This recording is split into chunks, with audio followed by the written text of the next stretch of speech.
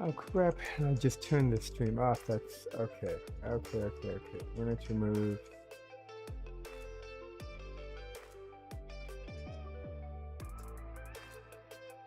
Go back here.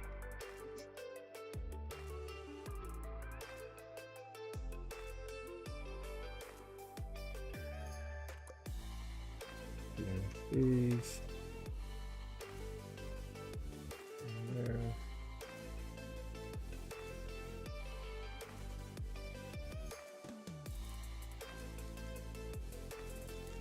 Okay, we got that hype changing, and we.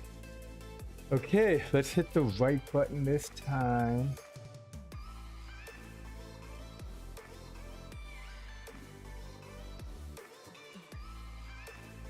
Alright.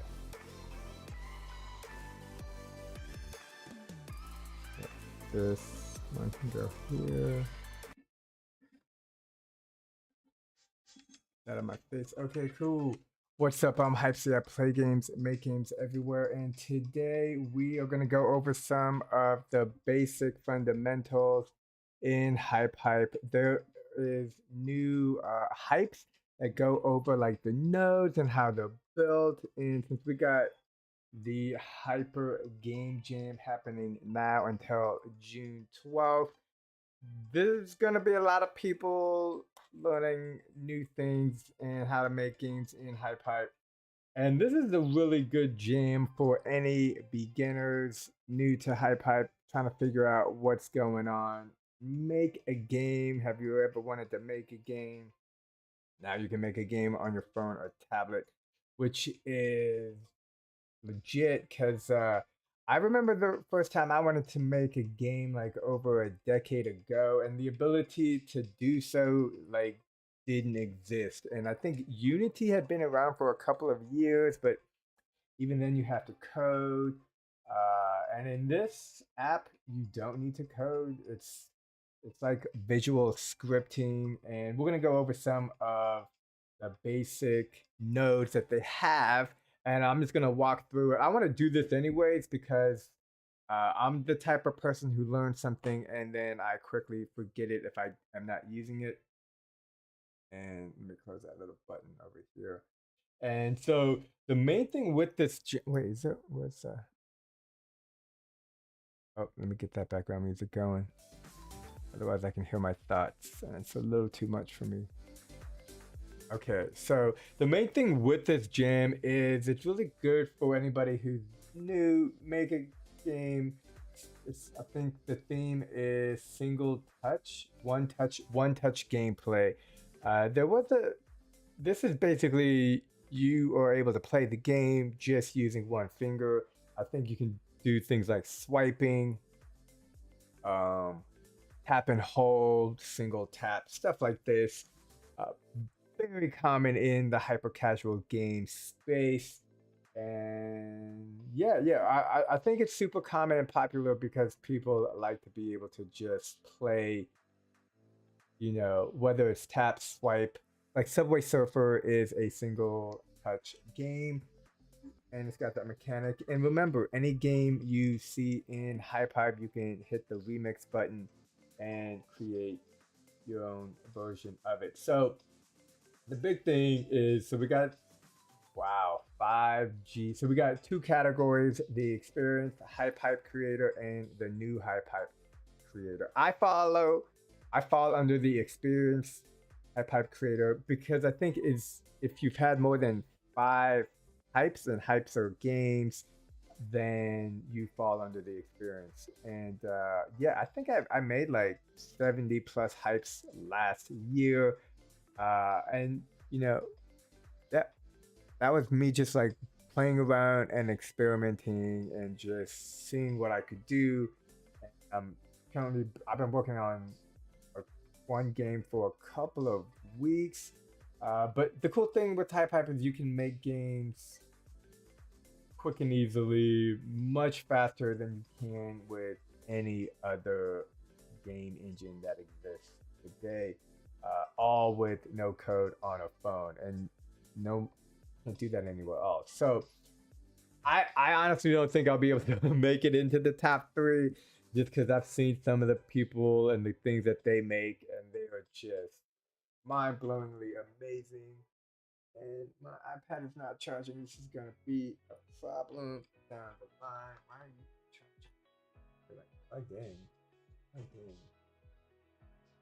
Could be this outlet. I play games, make games everywhere. It's my last week in Bangkok, Thailand. And next week I will be in, I think it's Europe or Eastern Europe. So here we go. New HypeHype creators. First place, $3,000. Second place, 2,000. Third place, 1,000. And 8 honorable mentions for $500 each. And yeah, man, like $500. That's nice. That's like one of those low end iPhones, or I mean, I guess you could buy like Astro boots with that. I probably would buy a plane ticket. Okay, so if you don't already have HypeHype, it is in early access, beta, being tested, perfected, made better every day. Things get moved around, and they're just always looking for feedback on Discord of how to make the app better for everyone to use. So you want to go to hypehype.com/get-access, and you can sign up. Make sure you use a hashtag HyperGameJam when you publish the game in HypeHype, and share to.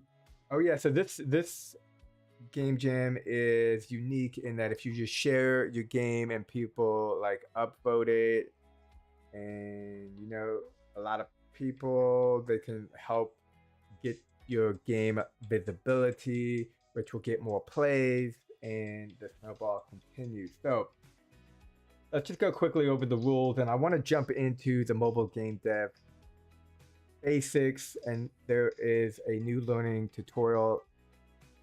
Well, it's not necessarily tutorials, they're just types with the node functions in them, and I'll talk about them and how they work and stuff you can do or stuff that I do, and hopefully I can learn something too, because that's what I'm about, learning how to make games and get better at it every day. So games got to be one-touch mechanic, includes a leaderboard. Leaderboard, I guess I've set up a bunch of leaderboards. Very simple to do, and if you're not sure how to do it, we can I can go over that. You can always look at other hypes. There's a game that I like to use called Frosty's Soccer. It's in HypeHype, and it has a very simple leaderboard that shows how the game starts.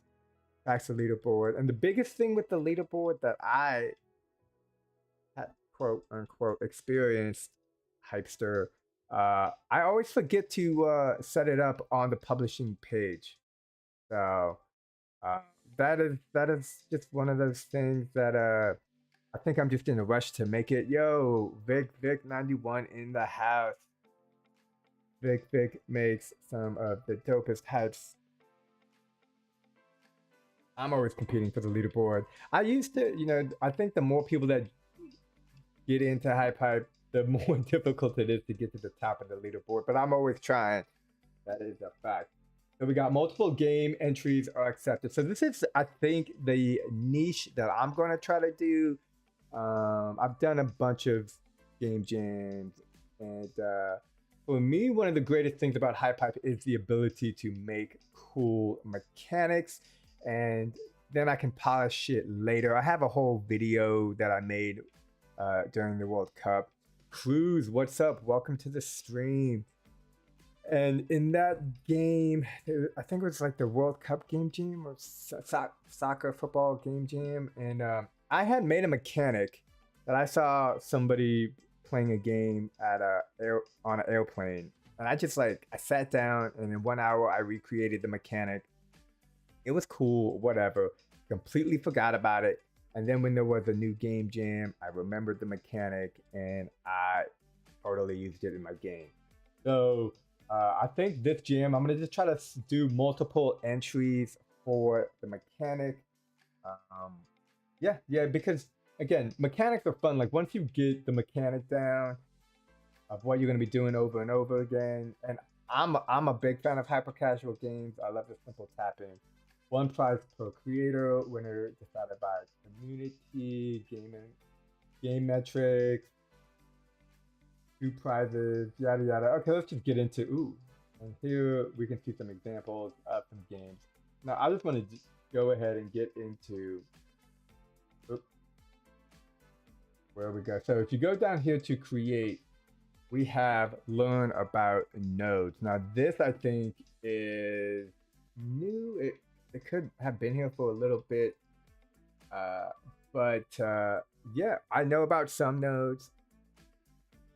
I don't know about others, and things I know about some of these nodes, there could be more to it. And yeah, so let's just go through these because always down to learn something new. So this is an example, and you just press this button, and you can see holding the button down will change the number at the top and turn the cube blue. Now, any game in HypeHype, you have the ability to look under the hood, see how it was all set up. And let's do that right now. So you would just hit this button, and then we hit this remix this hype, and we can take a look at this. And if I'm not continue editing, let's say cancel. I was messing around with this earlier. And so this is a new feature. Tap up here to go from world builder into game editor. And we can see this is here is the button. This is the button that does all the stuff.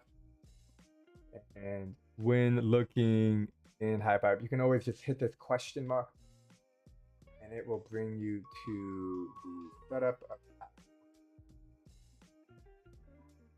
Everything works. Trying to make sure. I'm like afraid to touch stuff on the back here. And some of the nodes have like YouTube videos and in-depth explanation, while others, okay, iPad is still not.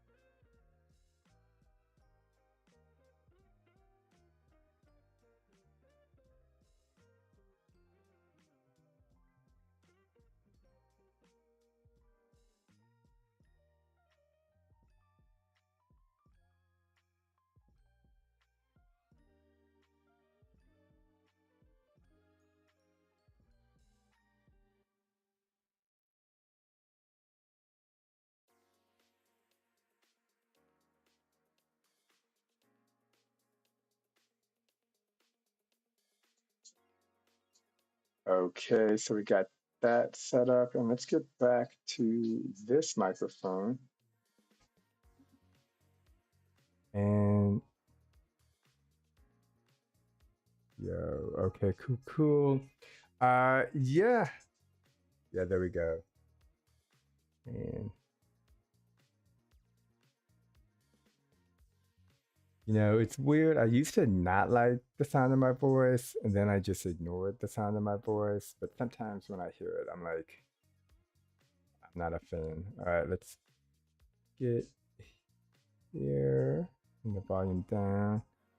And I'm gonna just say what I said. Thanks for the heads up on the voice audio. I think I was trying to plug in the USB-C to make sure that the iPad was charged, and man, some of this stuff, if you just like touch it, it stops.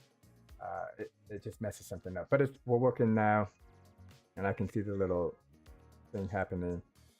Remember to promote the stream on Discord. I always feel a little guilty like promoting. I'm like, nobody nobody cares. Nobody wants to watch me talk about whatever. Yeah, cool. I'll put it on the what you think like the. Be sure to check out the Discord on HiPipe. There used to be a stream channel. I'm not sure what would be a good spot. Maybe there's general or the HiPipe. Maybe cool video. I don't know. What do you think, Vic? So we got the touch button here. We got the button here, and notice it's visible on or off. This is a great thing to do. Oh yeah, cool. Come in out. Going. Some basic node stuff. Talking out loud and writing. Oops, is that the right? That's not the right. No. So I'm doing like a couple things at once. Delete that, go like that, and enter. Okay, cool. So this visible button comes super handy the more you realize all the things you can do in HiPipe. So when I like dress up characters and I have multiple, a dude with a backpack, different hat, sunglasses, all those objects are attached to the character, but the visibility is off. You can't see it. And that's amazing because then you can straight up have one character and you can dress them up and then randomly decide if you want things visible. But important to note, this is a node button. So if we hit play, and play testing in any game development is fundamental, essential, and yeah, you got to do it over and over again, which to me is a great way to find out if you enjoy the game you're making. Because when you have to play test over and over and over to infinity, and at some point you don't like your game, then you can change it so that you do like it. Like, that's the cool thing. Okay, so we can see the button here. We can see the number go down. I forgot to turn the visibility off.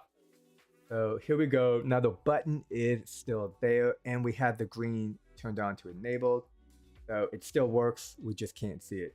So this could be good if, like, we go here, we go touch area size, and we want full screen, right? So we have button area, which is the button that we saw. We have full screen, expanded area. Not really sure what that means. Yo, Vaughn in the house. What's up? Welcome. Half screen horizontally, which is, I always get the horizontal and vertical mixed up because, I mean, horizontal is the horizon, so that's up in like this half. Yeah, I guess I don't get it confused. I just tell myself I get it confused. Oh, and vertically, it's vertical. So these two halves. I don't see a vertical. And maybe you need another button. I'm not sure what expanded area is. I'm curious to see if I can turn it visible. Is that? Yeah, I don't know what expanded area is. But cool thing is you can do full screen turn the visibility off. Now I do this a lot of times, and I might do this in this game because here you could like you can see where I'm touching on the screen, and it's anywhere. It's basically anywhere you touch to get that full screen capability, which is pretty dope. And yeah, so that's, oh yeah, here we go. Align center. So we could do left, right? Okay. And we would want half screen vertical. And then same thing. You can touch anywhere on the left. And now if I touch on the right, nothing happens. But I can put another button that has the vertical set up on the right. That's cool. And why don't we do that right now? Because it's just a click button away. So we can go like this. Move this over here. Now we can see that all the stuff transfers in terms of like the visual color is blue. But let's go ahead and select this and we can make it red. Blue's arch nemesis color. On and visual green. That just sets it back to what it started out with. And here we got text +1. So the text is set to a number. You can do text, number, time. I do occasionally forget to change these and then the things look weird. Yope in the house. What's up? Welcome.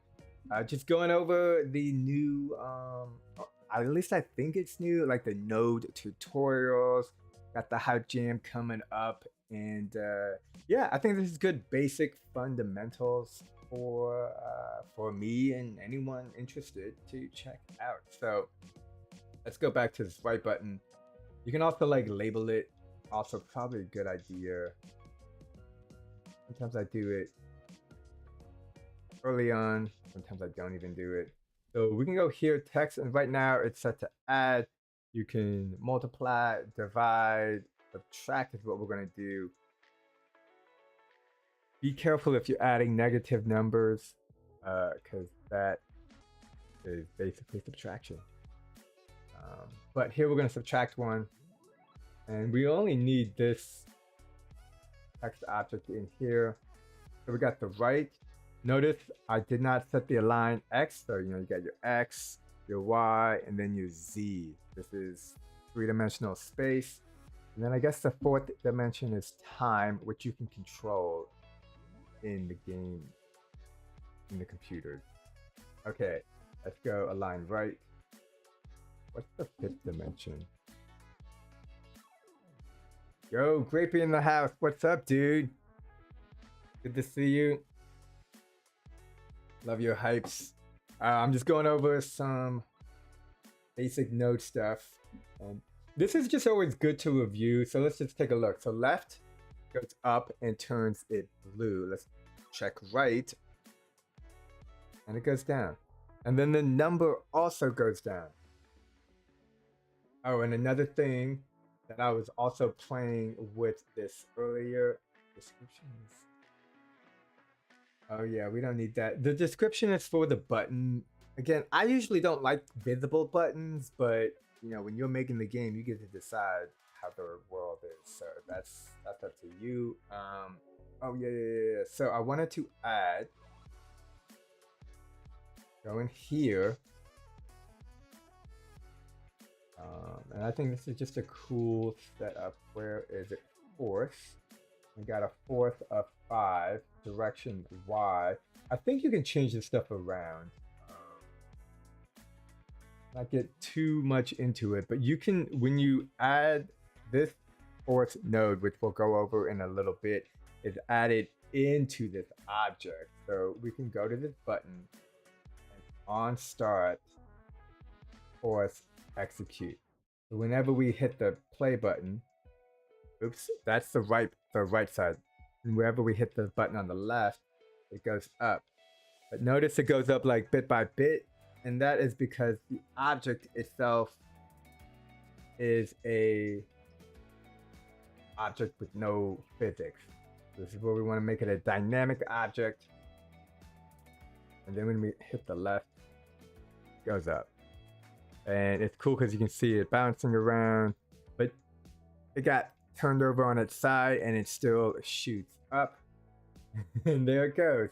Okay, cool. So again, these are just like little tips and things just to show that there's multiple layers of things that are going on in like each little aspect, from the objects to the node to a text. They all have certain things. For the physics, like we can go in here, current physics is set to default. We can change it to bouncy. And now it goes bouncy. Then it just bounces kind of away. But we can also limit how it moves so it doesn't move, so it doesn't turn. And we can go like that. Now, I'm curious if we can, so this button executes the force. I wonder, let's see if I can add another,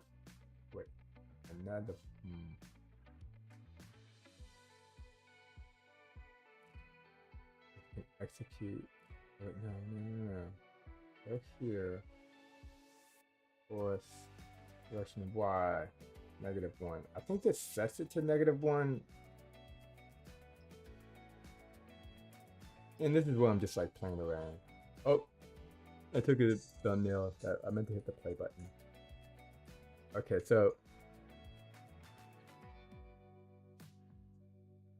I think what happened is the blue executes the force, but we also want to set the direction Y to a +1.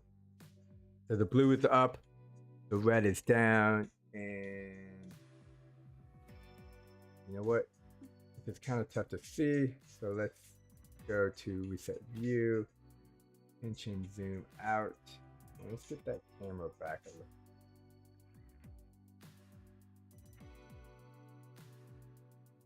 A little bit more. Take these two fingers and rotate. So right now, the snap movement is on, and this is pretty good when you're starting out. I usually jump between free movement and snap to grid depending on what I'm doing. And rotate this. Oh, and then yeah, you got your green, red, and blue rotate. You can touch these to rotate. Yeah. This goes up, then this goes down.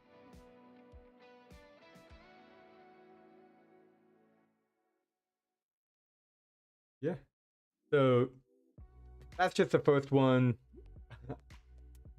I mean, I think I spent like a lot of time just on this button. There's a lot you can do. Let's go see what the next button is. I'm here to see what is going on. So we got the collision trigger. Okay, collision trigger node example. Okay, let's just go into the remix of it. Okay, so here, this set up collision game editor. So we got two collision triggers. And the collision trigger is over here. And again, you can hit the question mark and it talks about it. Let's keep going.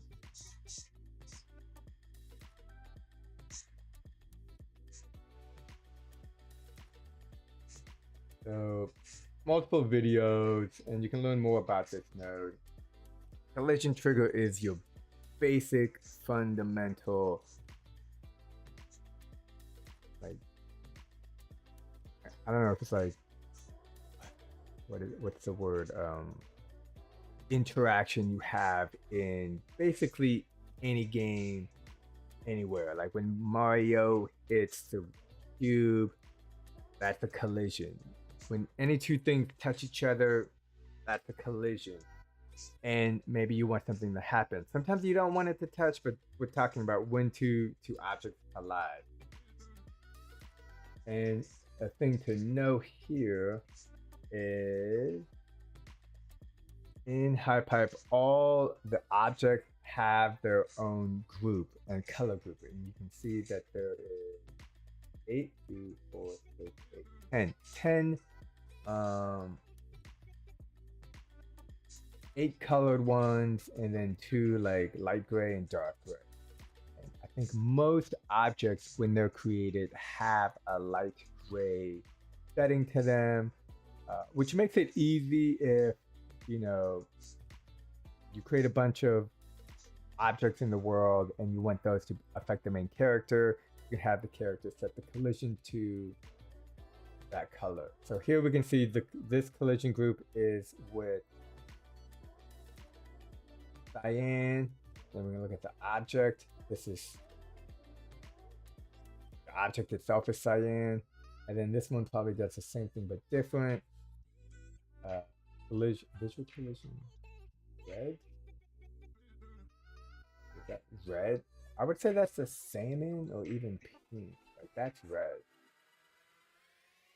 So if it collides with salmon, oh no, this is something. So let's go to the first one.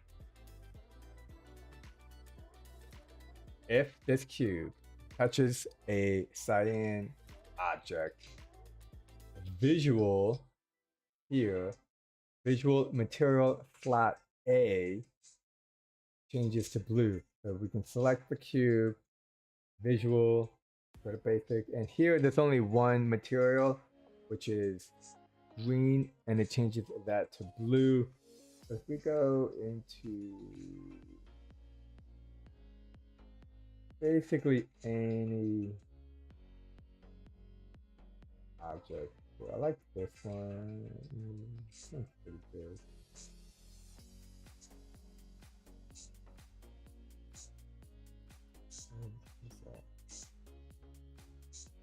Okay, so this one over here, where's the camera? Camera's over here. Okay, so I think I like that one. Super useful tool is this undo button. What's up, Felix? Welcome to the stream.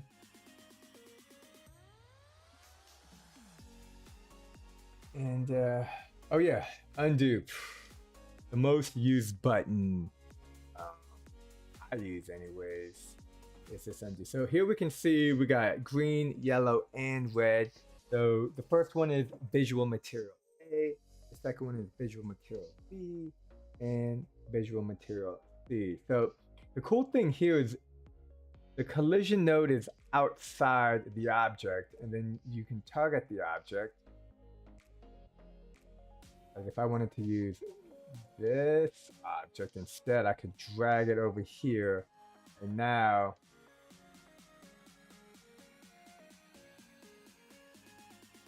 if the collision on this, if that sets,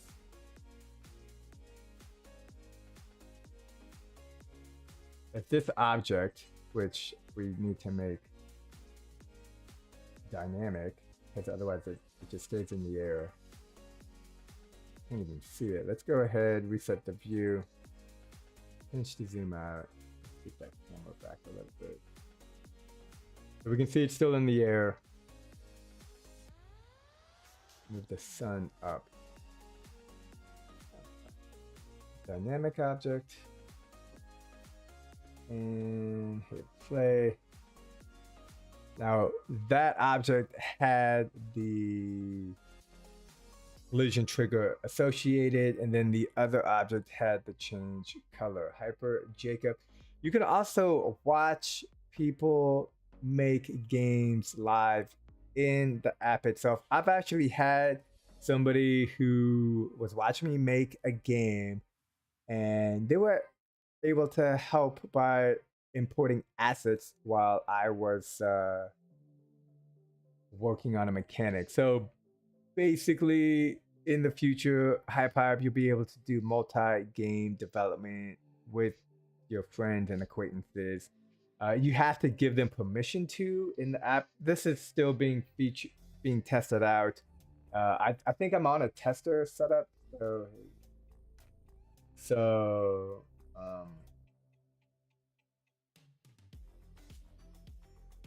But it's super cool looking. I was working on some game jam a couple of months ago. I didn't know how to set something up, and a friend joined my session, and they were able to set up a semi complicated collision trigger setup that I didn't know how to do while I was working on like visual aesthetics of the main character. But it was cool because, you know, when you, I mean, just having the ability to co-create with someone on the other side of the planet on the same game, and they're helping you out because I mean, I didn't know how to do it. Super grateful. And then once they built out the mechanic, I was able to take a look, see how it was built, and now I could kind of sort of recreate it. So let's get back to this button.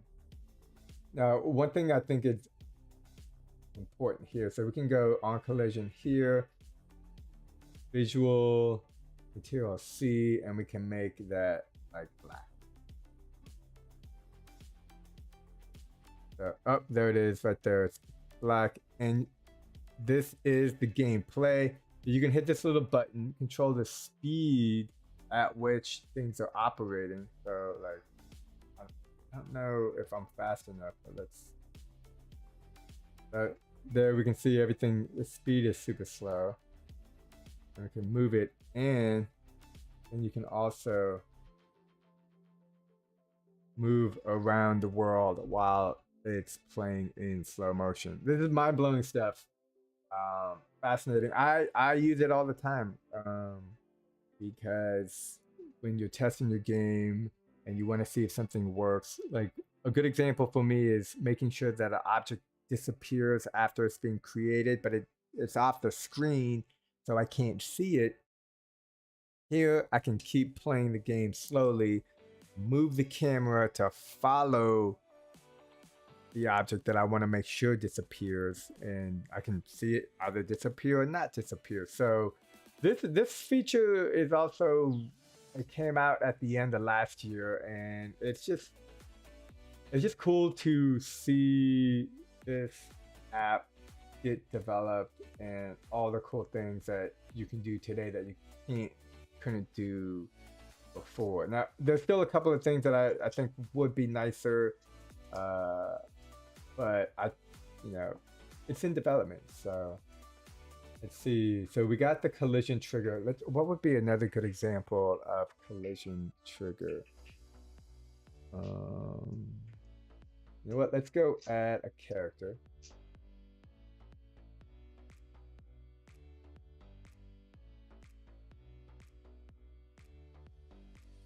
And these are pre-made, so select pre-made just to double check, and we can do this.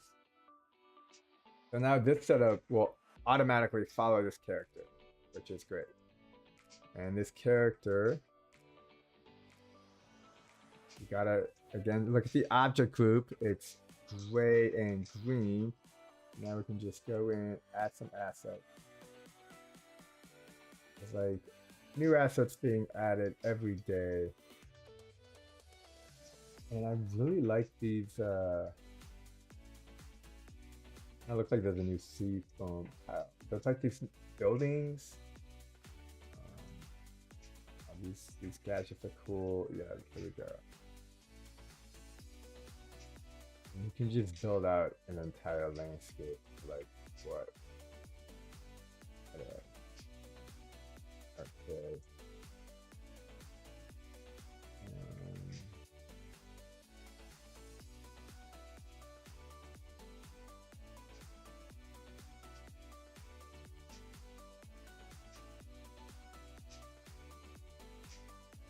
Let's take a look at these objects. So it's dark red, orange, blue, cyan, dark red, orange, blue, cyan.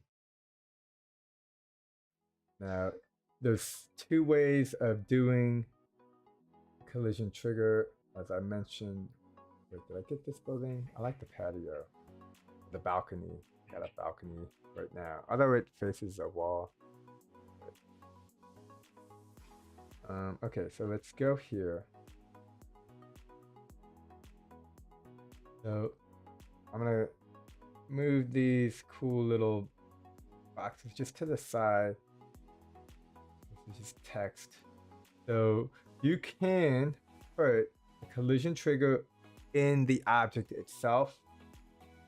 And the cool thing about making games is there's always dozens of ways to do something. There's not just one set way to do it. There's like just dozens of different ways. So by doing it over and over and over again, you ideally find a way that you like, and different scenarios call for different. So here we're gonna have on trigger group with green and what was it? Dark gray, orange, blue, cyan. So let's go here. Visual A, dark gray. What do you say? Orange, blue, cyan. Visual material B, orange. Visual material C, blue, and then is it cyan or is it cyan for the little window? Visual material D. So now this is already set up. When I edit the colors, I like to keep what I want it to look like as I'm setting it up. But now that we're changing it, I can do something like this. You see the building. Oh, and I don't think the building has any physical properties. So let's take a look. Oh, it does. It has physics. It's an unmovable object. But you can see how it just changed colors when the player touched it because of the collision trigger. Now, just like this setup shows, we can have this collision trigger on the outside. And you know what? Let's do... we can do what we did in here. Right, but outside, kind of like this. But let me show you something else. To do this something else, we need an object that has multiple. Let's grab this one.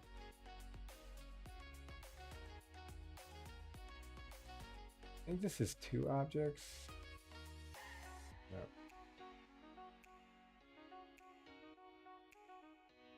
Yeah, this is like ungroup. Yeah. Okay. There's this container, and we can put this inside the container. Make this container an add-on, and move an object and. If we wanted to, we can also take a collision trigger, we can put it in the container. And again, this can be either in the object itself or outside the object. Usually depends on what you're doing. Collision group, green, which is the player. And our collision trigger, we're just gonna select this object and visual material A, I believe was dark gray.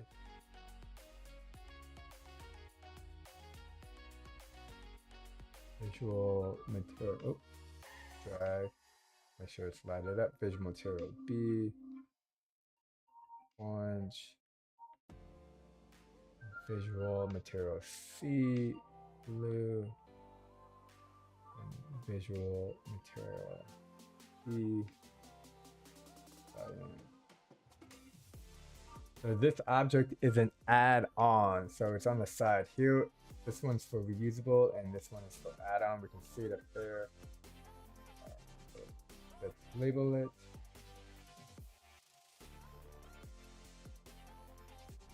Okay, now let's go ahead and make these white.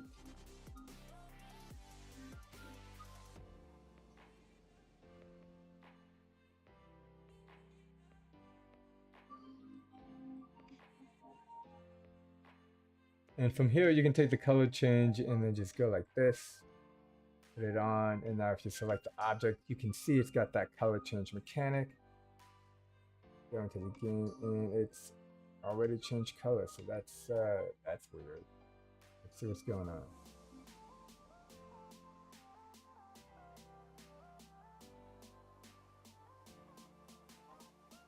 And that one was floating in the air.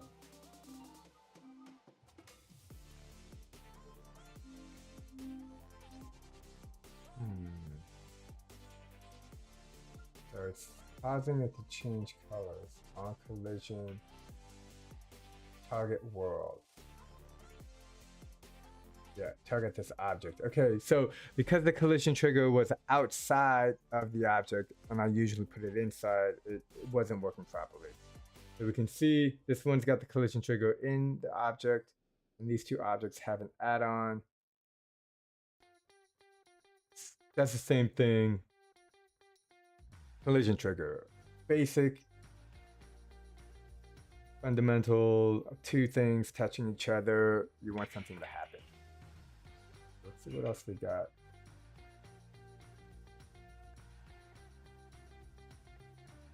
Device motion example. Okay, I'm not sure what this one is.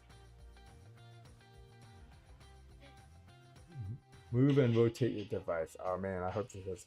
Oh.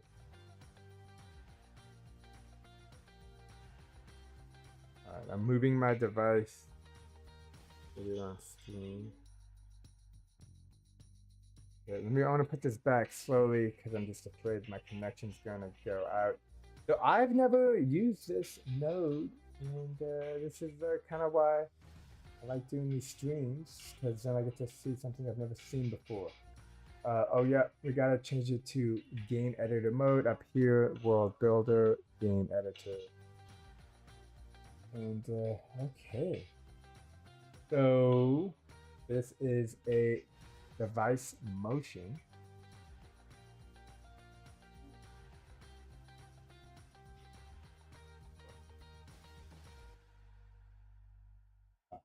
Green tea. Ice cream tea is my favorite. I don't know about you, but I think it's like 100 degrees outside. So it's, what is it? Device motion. Let's go ahead and hit that question mark, get a little bit of information. I've never used this, so this is cool to check.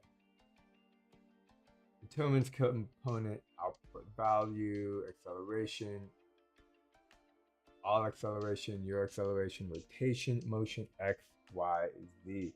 So what is, okay, so this is a rotation vector, and this is a move vector.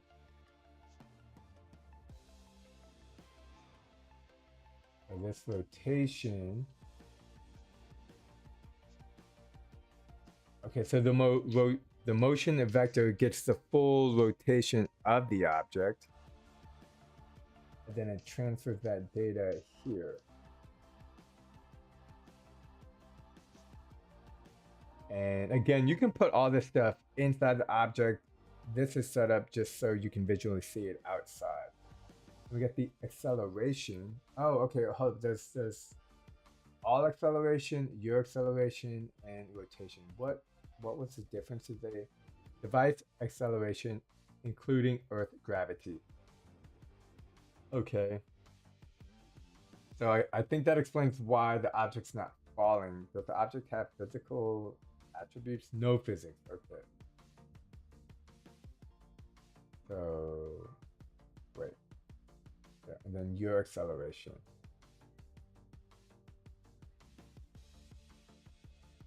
Yeah, I kind of want to test this out a little bit more. Let me grab my phone.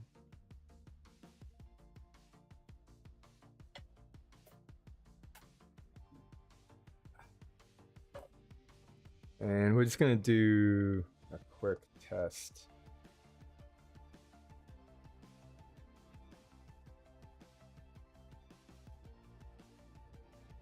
Create. I got the trigger, device. Right, so here I got it. Okay, so yeah, it's moving around. You can see it move around. The cube is, at least, I don't know if you can actually see it move around, but it's moving like a good amount of distance. Uh, I'm afraid to do that with my iPad because connection issues. But yeah, this is a great one to play around with. I'm sure you can make a game where things are either falling from the sky and you have to move your phone to catch it, and that's the game. So this one, I'm not gonna mess around with too much, just because again, I don't want to lose the connection. Executor node. So I don't actually use this one that often. I have it set up in a game. I'm trying to create a so you can change your character and like skins, and it's interesting because this comes into handy amazingly. So let's go ahead. Let's hit the remix, because what it does is that it basically, if you want to turn something on or turn multiple things on, it can do that with a touch of a button. And in this game that I'm making now, it sets it up so at the start of the game, it turns everything off, and then there's a switch node that has a random probability to turn something on. So, but before that one item gets turned on, everything needs to get turned off. There's like logical sequences where this comes very handy. And waiting for HypeC to check out these examples out. Very excited. Yeah, man. I want to do some more like, yeah, basically TikToks of these, but yeah, these hype examples, like right now I go through whenever I see a game, and this is again one of the reasons why I love Hype is that when you find a game mechanic that you like, you can take a look inside and see how it's done. These examples are like one example at a time, whereas then when you're in a game world environment, you can have like 3 or 4 examples in like one object. And while you can take your time, and I do take my time figuring out how each piece works, this is great. This is a great setup. So oh yeah, so let's take a look at this executor. And so this execute, what is this one? This is number on the top left adds 1. Okay, so 1, 2, 3. And then this one on start adds 1. But this one does not select always, and this one is always on. And I wonder, what if we add a button? Move it up there. And on start,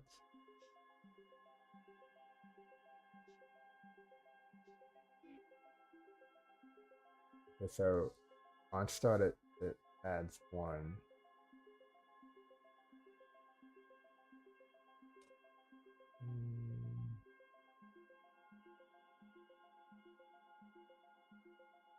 Maybe on this one, on start,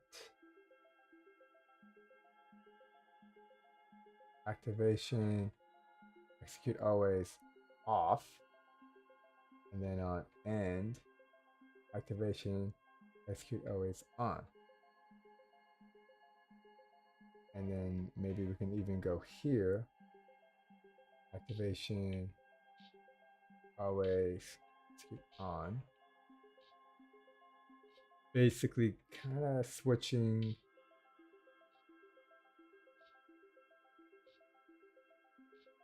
the button. So we see the number changing at the top left. And if I hold down the button, it just flips it.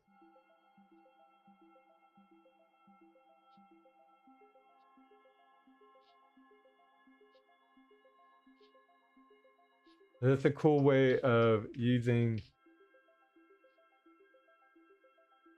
these in inverse, reverse, one of the verses.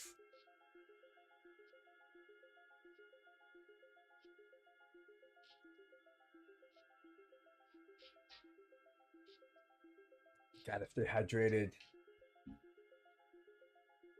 especially in this jungle heat. So I'm trying to think, what could we do? This is just moving the value. Hmm.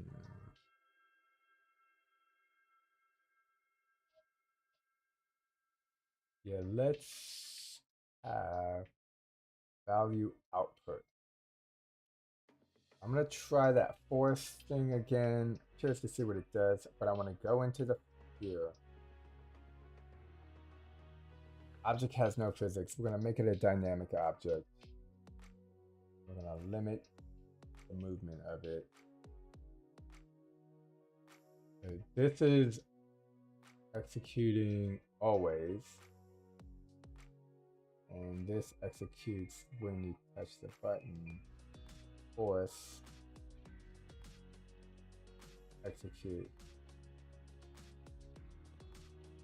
It starts off. Oh, and then I think it just keeps flying. Let's get the camera view. Move it back. And get this angled up a little bit more. Oh, move it too much. Yeah.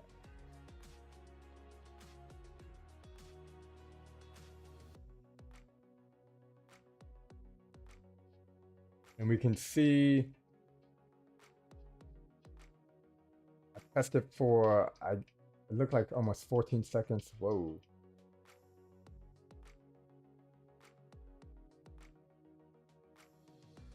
And then I wonder have on button end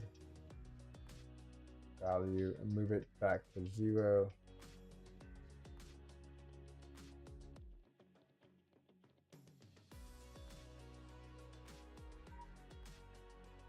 Okay, so this is just like blowing it way up high. Let's go ahead and change the force to something substantially less.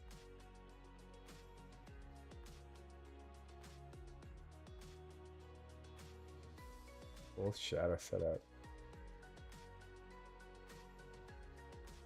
So this is cool, you know, if you have a game and you're just like using the boost, you can see execute number. You can't really see it because the cube is there.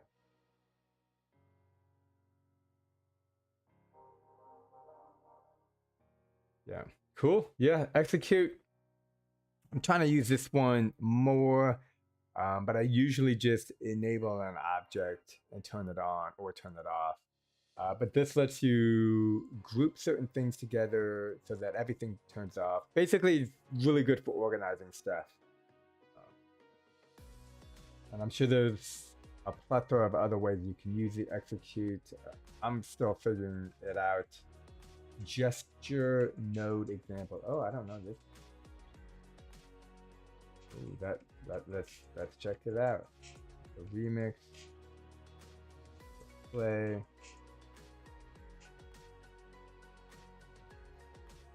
Yo, what? Okay, so this is great. Okay, it looks like it only stays within this box. And yeah, I want to play with this to see what the sensitivity level is. What different ways can we expand on this? What no oh the gesture. Yeah. Okay, so this is like swiping. I think is the best way to describe it. But it's specific because it only moves like here. Left moves -1 on the X.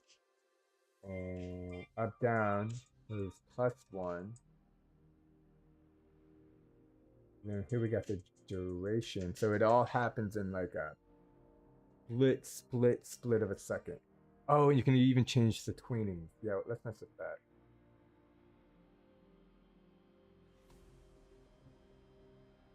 So move is another big node out there that you basically got your movement and you got your rotation. And we were playing with the force earlier. These are all blue and they are called action nodes. You got the trigger nodes, which are red, logic nodes, which are yellow, action nodes are blue, joint nodes are purple, visual is light green, meta, that's like for some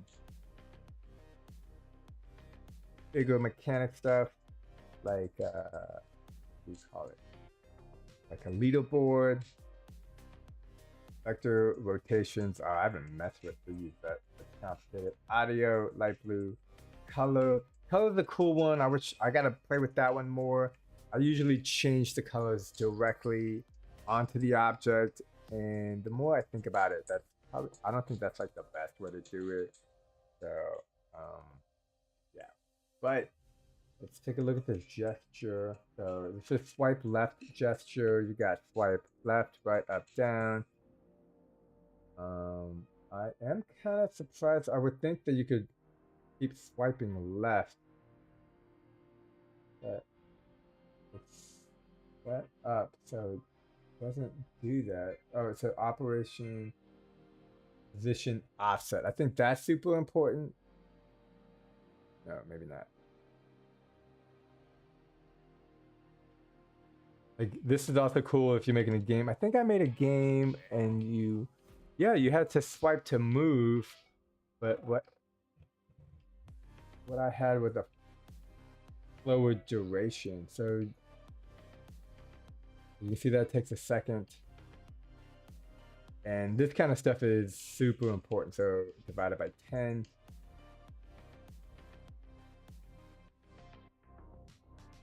Oh, was that a sideways gesture? Yeah. Technically, the angle ones are a little tricky. So here it's super sensitive. But if you wanted to make a game where you have to dodge stuff, you can use the swiping. And I believe it before was even here. Yeah, so this is faster. And then, if we wanted to move it to the Y instead of the Z, I believe. Yeah, wait, what's the camera reset view? Okay, so the camera is like up over here. And this is the Z, this is the X, and then this is the Y.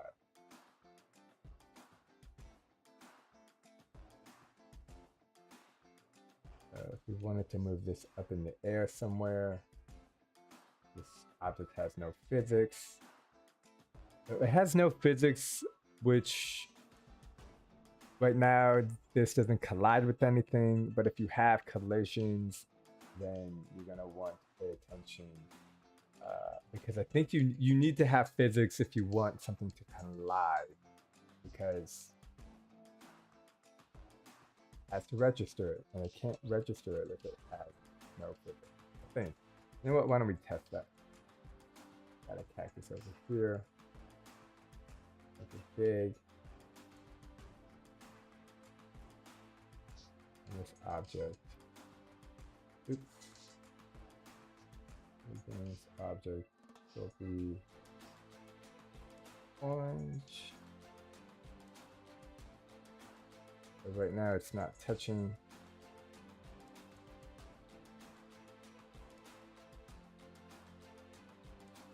Okay. Let's go ahead, add collision trigger. Collides with an object. No, collides on collision trigger here. Visual until A blue on end. Visual A back to green. So you can see the target is set to self.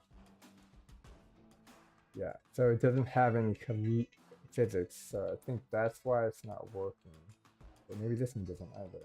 Does it need physics?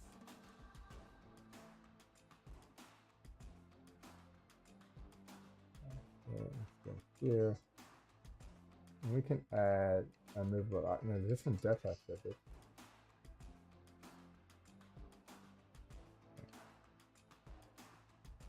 T Jones in the house. What's up, dude? Just messing around with the new node height.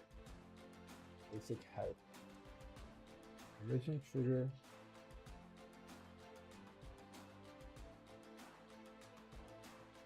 Maybe this is messing up.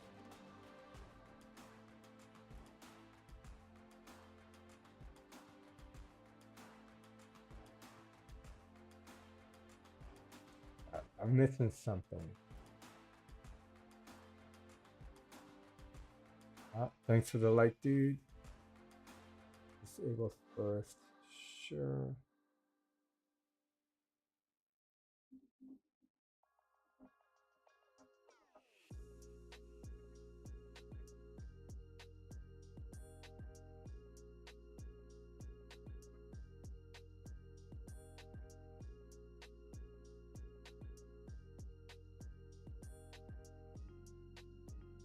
Visual collision blue.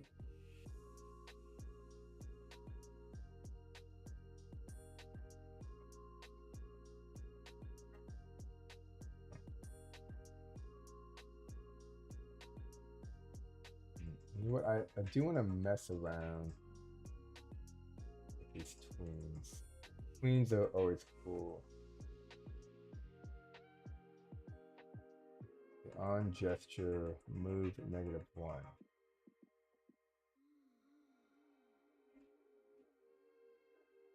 What am I missing? Collision with group orange, change visual to blue.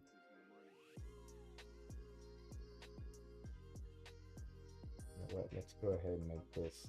Let's try it over here too. Collision. This. Visual slot A, and let's make you.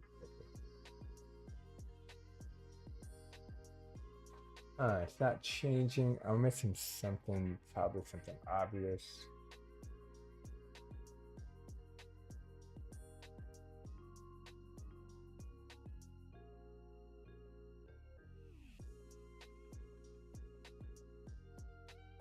Oh, you know what? I think that's right here. Kinematic. Yeah, okay, so because if you have an unmovable object and you move an unmovable object, technically it didn't move. Right? Like, so that's what was going on. Is I had it set to unmovable object. So while the object looks like it's moving, it's really not. But when I set it to kinematic object, the object is actually moving. And therefore, it triggers the collision. Basically, if you move an unmovable object, then the object doesn't really move. So the collision trigger doesn't get signaled. But that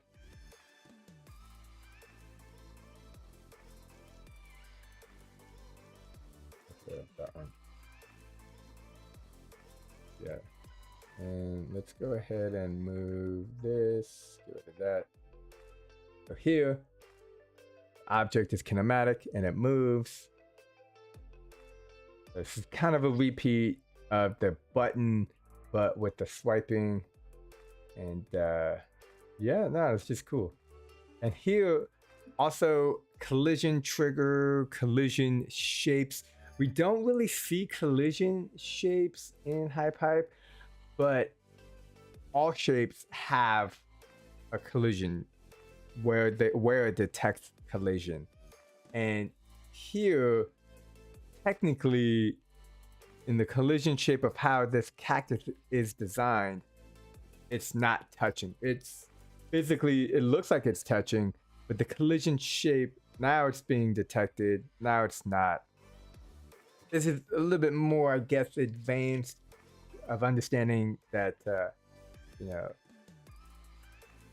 there's the shape of the object, and then there's where the object registers collision, or the collision shape of the object, which we don't see. It's usually more or less around the object itself. These examples are super handy. I was able to learn more about lists and for decoder. Yo, that's cool, man. I'm excited to learn more about those as well. I suspect it'll take me longer because I like to take my time when I learn things, because I'm slower at learning things. But that's cool. I'm not slow. I go at my own pace, my own speed, and comparatively that may be slower. But okay. So this is a swipe. This is a good one. One of the first games I made had a cube, and it was a swiping game. And really cool gesture. Big thing with this one is to keep track of that duration. That's like the biggest thing there. Base, global, local, parent. I'm still trying to figure this out. I've been getting better at it because when I make something, I noticed if I'm not paying attention to whether the object is local or global, it can have an issue. I believe that was the move node. Go here. I just want to see. Looks like that link was a little off. There. Move, motion. No, that's not. Close.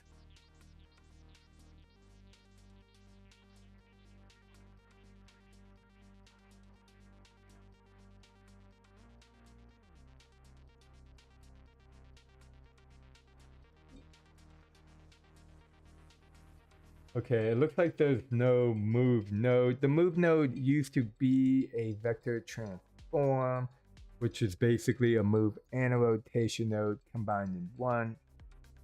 But as I mentioned, HiPipe is improving every day, and they've decided to separate a single node, which used to be the vector transform, into two separate nodes, which I think is a great way to go about it, because I mean, together as one node, it makes sense because I've been using it. But as a beginner, having two separate nodes, I mean, honestly, it'd be cool to have all of the above. But yeah, no, having the move node and the rotate node be separate makes perfect sense, and you can set it up accordingly. There's no, what is it called? Base. I'm still not sure what parent is. I think that's if you have objects glued to the parent, then that parent becomes like the center of the placement for that object. Oh, definitely the same. It's been 1 year that I've been using HiPipe, and I'm still learning new things. Yeah, I think,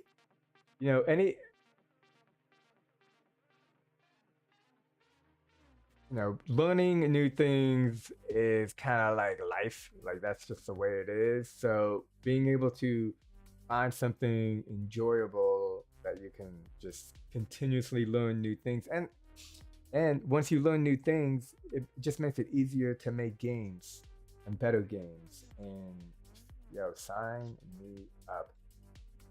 Okay, so what I am curious about is that it moves it -1. Oh, it's set -1. If we did add, okay, so so notice it says set, and what? Remember, you got to be careful when you're adding negative numbers. Yeah, you shouldn't be doing that. Yeah, let's go ahead and add. So this is a good one. When you connect it, watch. here you can keep moving it. And this doesn't have the smooth transition. Oh, this is the Y? Oh, it's not the Y, but the object itself is on its side. And we have it set to local. That was another thing I had just changed because it was to global, like this. I did this on purpose as an example to show the difference between local and global. Yes, this was my plan the entire time. So here we can see, I believe this is set to global. Let's confirm on the move global setting. So global, when you swipe up, we're moving on the Z axis. Yes, and then this is the Z. Z is like here. Okay. But if we set it to local, well, hold on. First of all, the object itself is tilted. It's at a 90 degrees, so it's sideways. So if we set it to 0, and then okay, yeah, so this is global. And now we go to local. Oh wait. But then if we do it sideways, yeah, okay. You can see it moves up and down. And that's because the local setup is it's sideways and it's moving on the Z axis. So it's forward and backwards. And the HiPipe logo is basically the face. So it's moving forward locally. Really good example of local versus global. And then parent is whatever the object is attached to.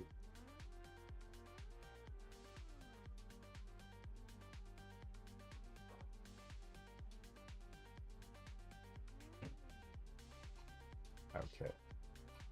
So yeah, this is a gesture swipe. Really cool one. Really good for beginner basic game setups. Interval node. Let's go check through that. Okay, and we got a crash. That's okay, that happens.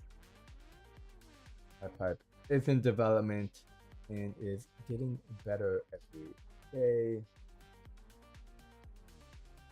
So I'm gonna take a break from all this and let's go check out a game. That looks cool. Yeah, let's just play this platformer.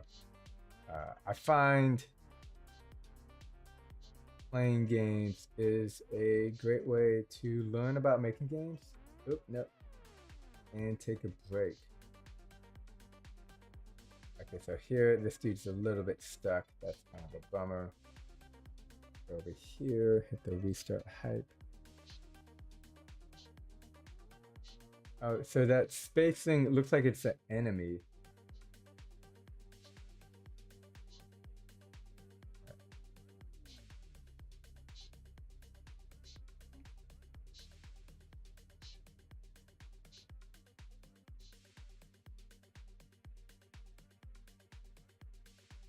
So we got to be careful with the spacing here, because if you fall in between, you can get stuck. And that is something you can just discover by just playing your game and playtesting it. Nice. We got spinning. What do you call those? Obstacles, I guess. A little bouncy pad. And this is cool. This kind of just like reminds me of like Mario Brothers. Oh.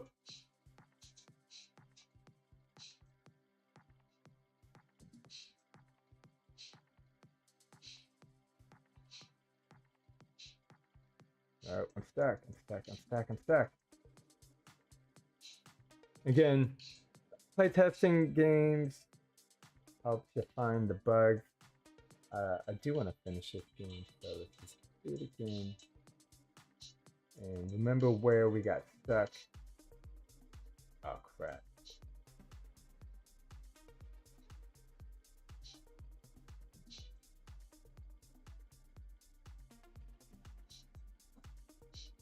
Ah, it's getting stuck.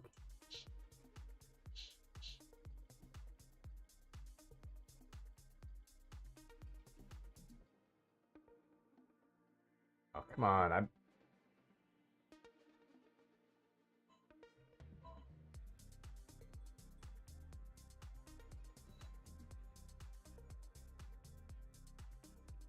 I got one health. That's not so great.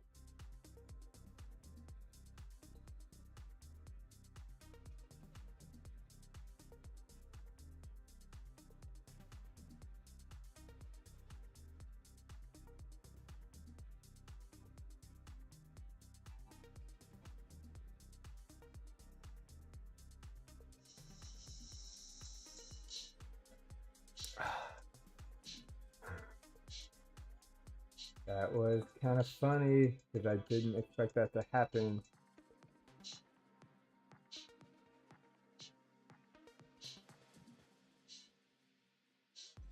Okay, so here I think we just need to jump over. Oh, this is like some kind of invisible setup. Get that coin. I can't get it. Not yet. These mini bad guys.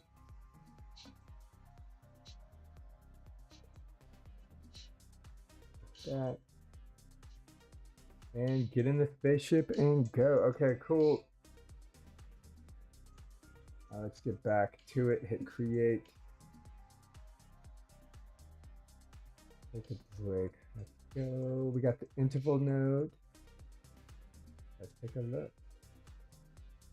The remix. Remix this height. Play. And here we got the progression bar. Okay. And let's take a look. Zoom out a little bit. Go to game editor. And we can see this interval is affecting the time setup. And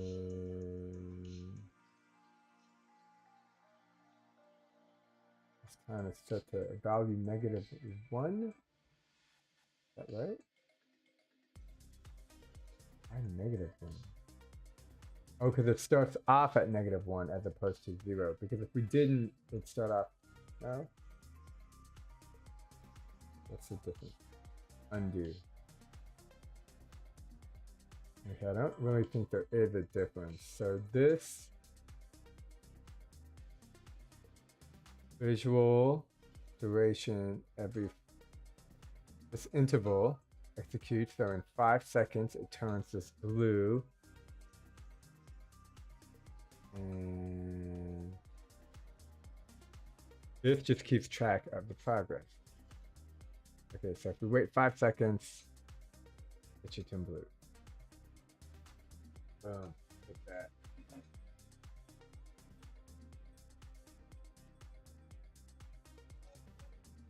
And you know what, we can even do it, so we set it to loop, so it's every 5 seconds. And instead of blue, let's go ahead and delete that. Now, I like to use this for randomizing. How many colors do we have? Visual, so here are the visual materials.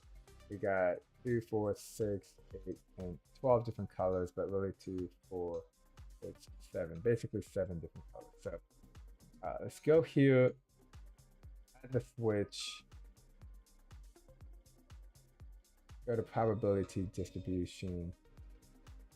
And when doing the probability distribution, this basically just randomizes everything.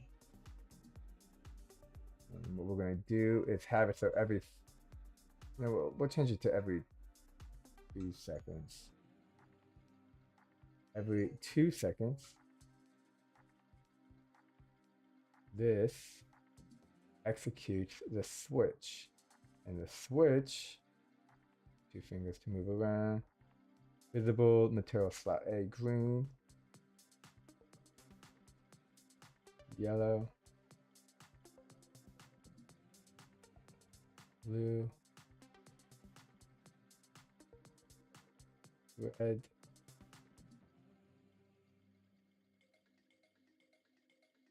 purple,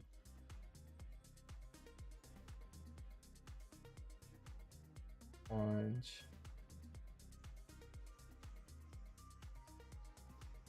cyan. And we've messed and talked about the visual material A, B, C, and D.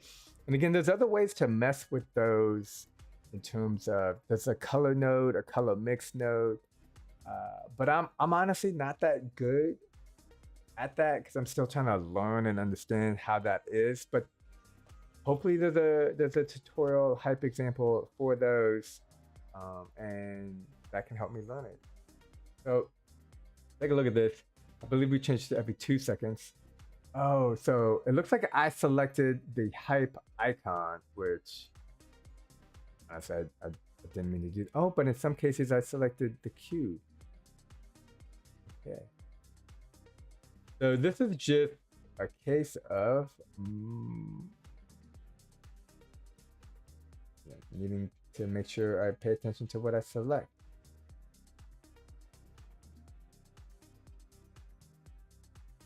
I wonder if there's a way to like zoom into the object to get a better. Okay, so I think the purple and orange.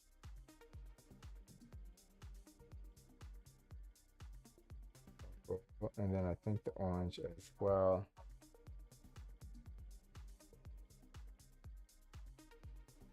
And to double check that, we'll just delete the first.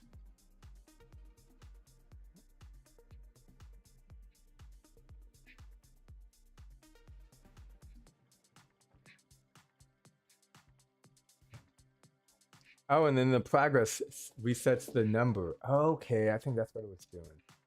So here we can see every 2 seconds that switch randomizer node gets called and the cube changes a different color. And it's random too. And the cool thing, oh yo, check this out. We can actually edit this if we wanted it to be this one a little bit more. You can see change the number 10%, 62%, 62.5% of the time, it will be green. And you're like, why isn't it green yet? Well, there it is. And it'll happen again. And the cool thing is that, yeah, this is random. So it may seem like it's not happening as much as it is, but this is just all math numbers happening in the back end. And yeah, so that's the interval node and cool little switch node, which I'm sure there's an example hype for that. So you can look at all these different hypes and examples, see how they're done. Really good for just learning basic setup. Joystick node example, this is a good one. This one I think also is really good because you can have players. Like there are preset, pre-mades, they're called pre-mades, characters that have all the stuff set up inside and lets you mess around with it. This looks like there's a limit to how far it can go or rotate, which is kind of interesting. So let's take a look. Hit this button, hit that button. Now we got our own example. Go to the game editor. We can see what's going on over here. So here we got, this looks like a rotate node, and this is a move node. Let's move this.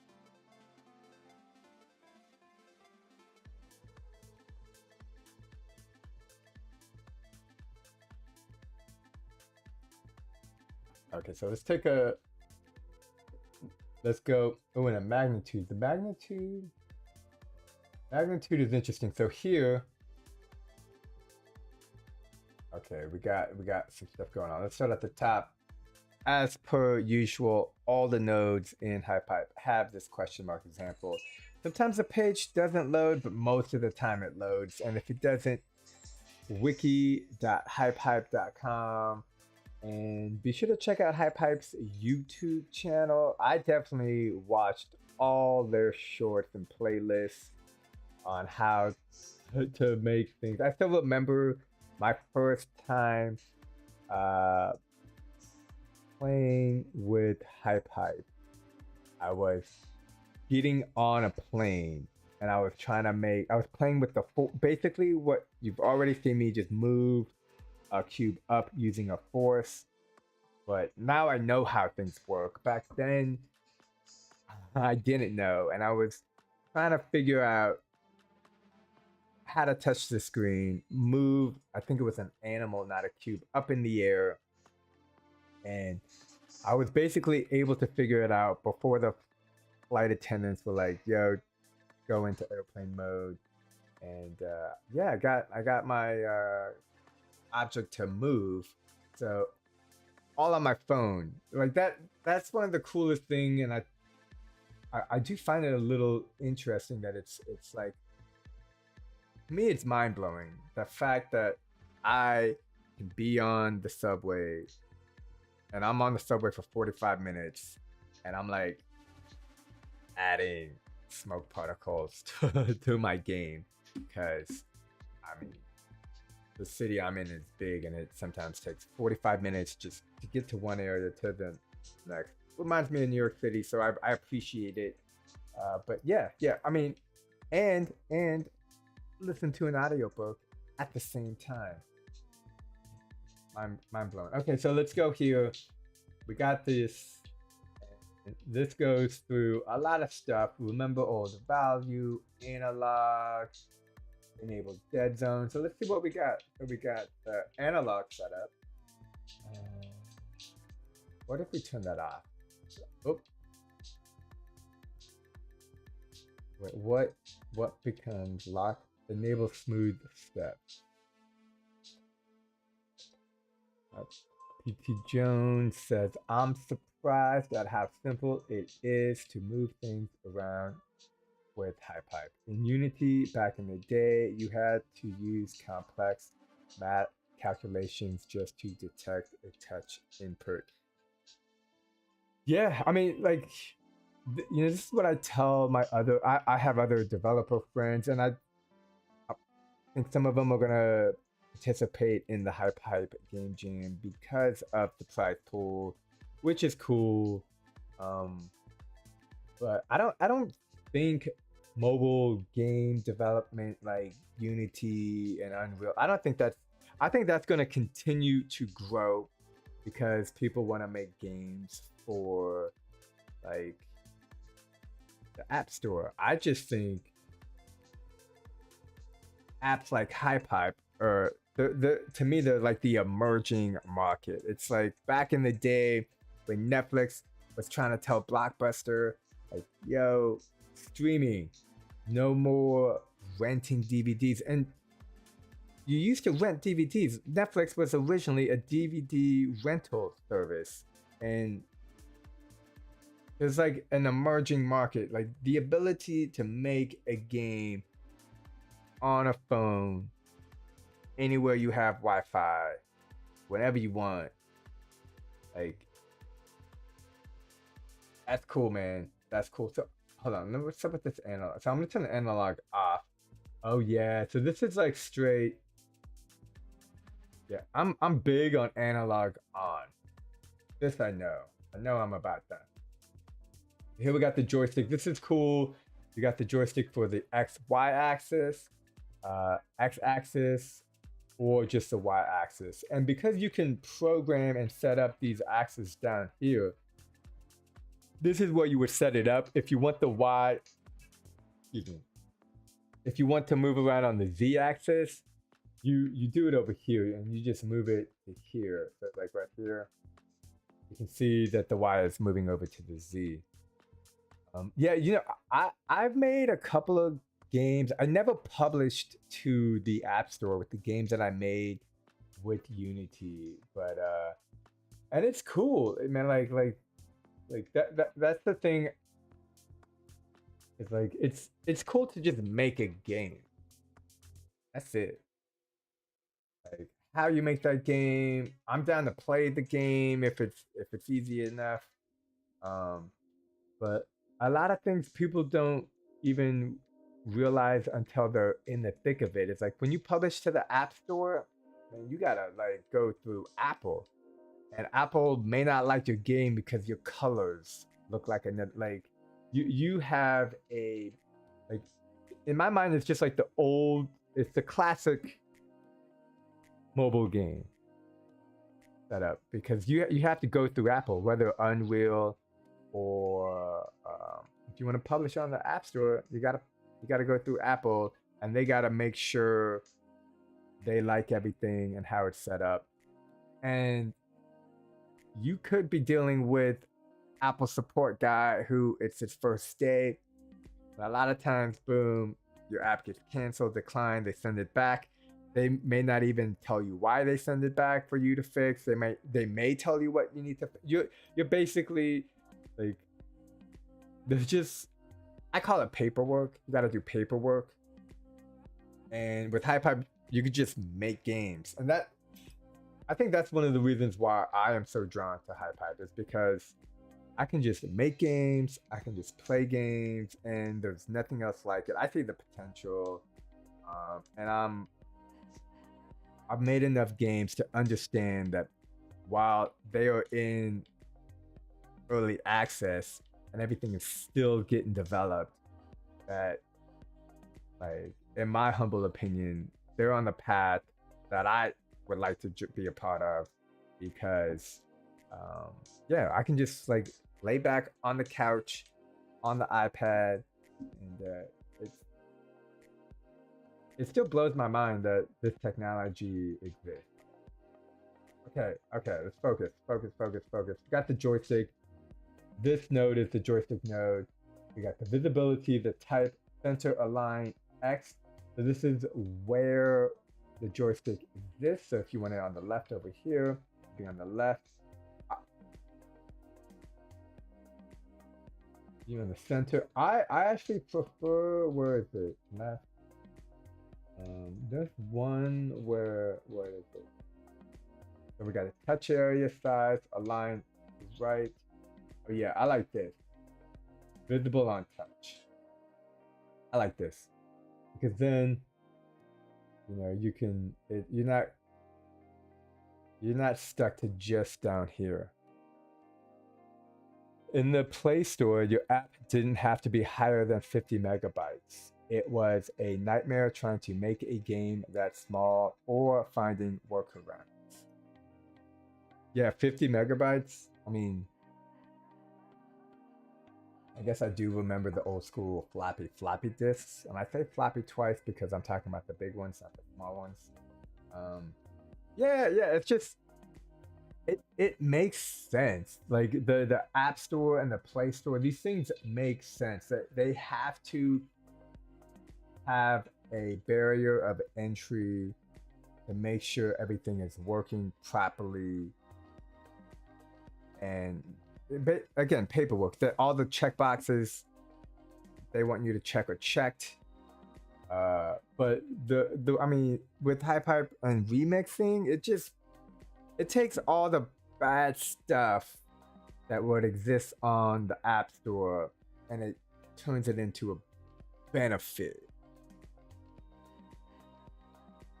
Like that's a paradigm shift. Okay, full screen default none. That's none. Okay. Oh, this is interesting. I kind of wish that circle thing. Shade.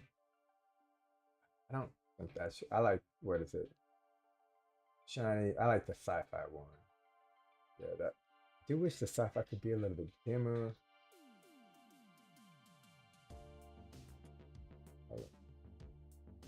Make it gray. Is that the same color?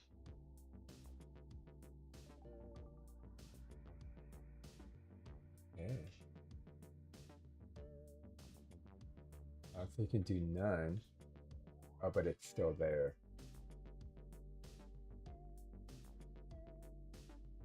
Let's go here.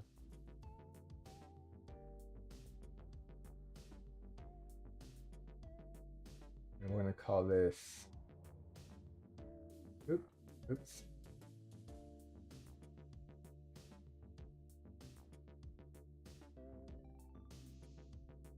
Transparent.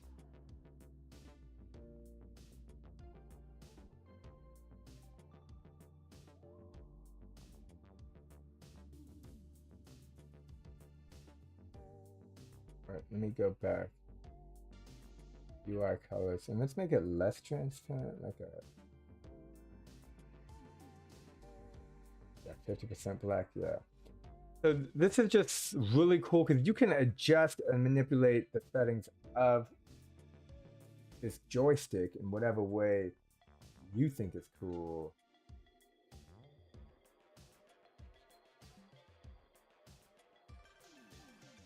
Now I just kind of want to see icon set. So we got on touch start blue. So that changes the color blue. Okay, and we got on touch end green. Oh, and then the move. Okay, so what it does is, so when you release, it moves it back. And it does it in a certain amount of time, and we can select the object cube. Oh.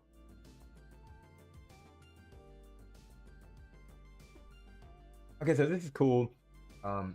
Here, the duration is set to 0. Is this a rotator? Yeah, so let's go ahead and set this to 0.5. And again, in this example, these are put outside of the object. You can have them in the object, but these are example hypes to show you how these things are done. And having the nodes outside the objects totally make it easier to understand.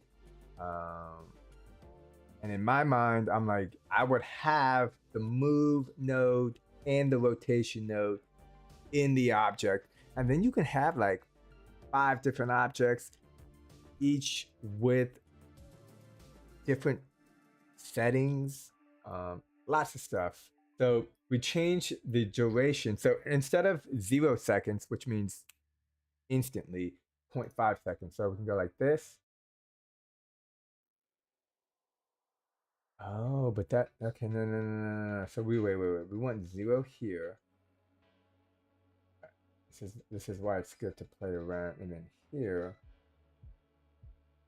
on end, move 0.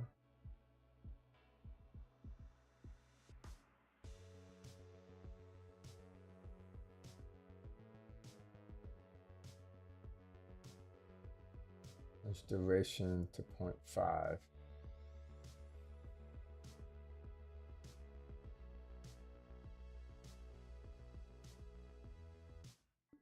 The thing is, because we changed the duration to 0.5, I think we also have to change the duration back to 0. Because if you change something one place, you probably need to change it somewhere else.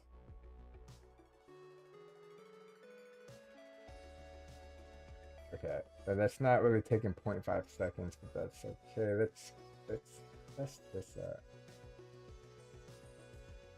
And this is why it's good to just like play around. Okay, so here we can see it changed the settings. It does it after the fact. And this is one of the things I enjoy doing in HypeHype is just, you know, tweaking with the settings, trying this setting, and then seeing what works best, and then trying to remember that so that I can apply it next time. And if I don't remember it, which kind of happens a lot, that's okay. You know, I'm just trying to learn, and yeah, you're not gonna get everything right away, or at least I am not gonna get everything right away. The trick is to just have the tenacity to keep going. Okay, so we got the move axis, -1, +1. Let's see what this is if we change it to be something higher. I'm not exactly sure what is going to happen, which is, you know, why I like to play around with this stuff.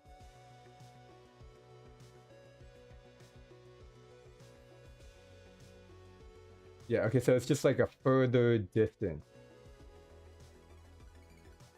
And then it instantly goes by.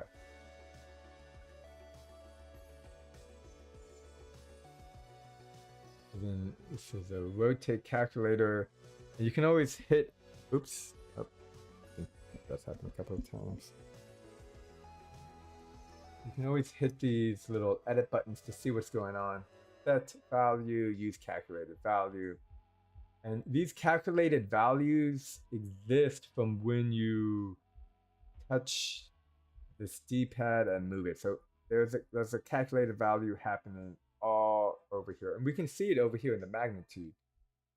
Like here's the magnitude of, well, I guess that's not one. Is it?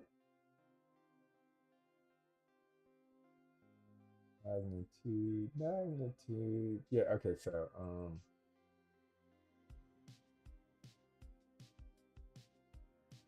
yeah.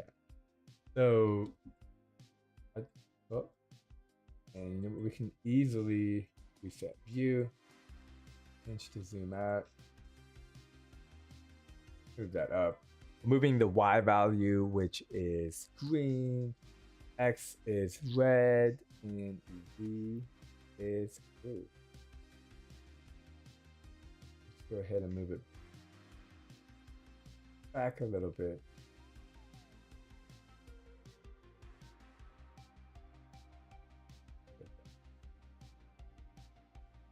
Rotation. And you can touch anywhere too, because I think it's set up that way. Right. Visible on touch, full screen. Yeah, I'm a big fan of full screen. And then there is joystick area. You know, depending on the game, if you want it so that you touch outside, nothing happens, and you have to touch within the joystick, you can set that up. That's your choice as a game developer. But I personally am a big fan of the full screen. And sometimes, you know, you got to be careful because if you can have multiple layers of stuff and things can get in the way. So it's important to just be aware of where you have things set up. So we got the touch start, changes it to blue. Touch in changes it to green. Then on the end, move everything back to 0.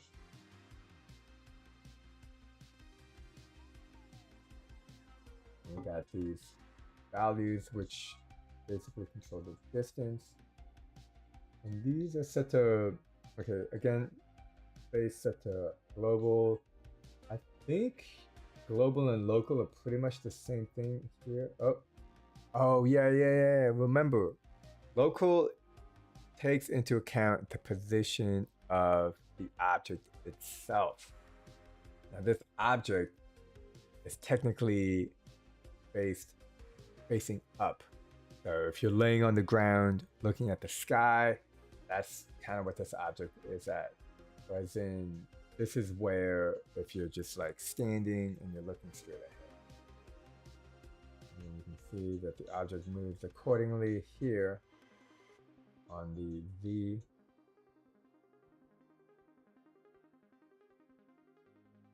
Interesting, you can move it like that. And then if you let go, it goes back to 0. Oh, because the local setup, each time you let go, it has a new 0x and 0z. Yeah, that's cool. Again, this is relatively new for me, the space, but I've been using it in a new game I'm developing, and I have like a bunch of objects that get spawned, and I set it to the local rotation and movement of that object. Uh, Basically, because I was able to get what I wanted to do to work. It was by using that local. So that's cool for that one. Let's go take a look. What do we got after? After that, yep, got a score on there.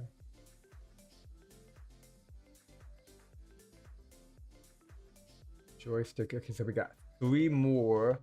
Object touch, that's a great one. Orientation, the new one for me, and screen touch, which it's a really good one. And I tend to, if you saw the beginning, I had a button node, and you can set that to a screen touch, but this is its own separate node for that. Let's take a look at object touch. Object touch is pretty straightforward. I like the name because it's like, yeah, you touch this object, and that's what happens. But let's take a look behind the curtain and turn on editor mode.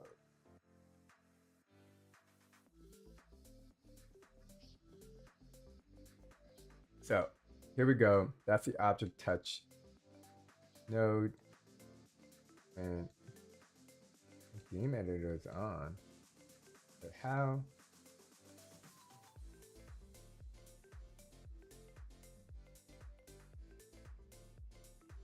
Okay, so this is not connected, but there's these group filters on, and this has an so if I turn that off, is this okay? This is, I've never seen it set up like this, so I'm gonna go ahead and just get some basic, ooh, new rope elements, own elements. Oh, I like this cactus. Let's go ahead and put this cactus here, and we'll make this object yellow.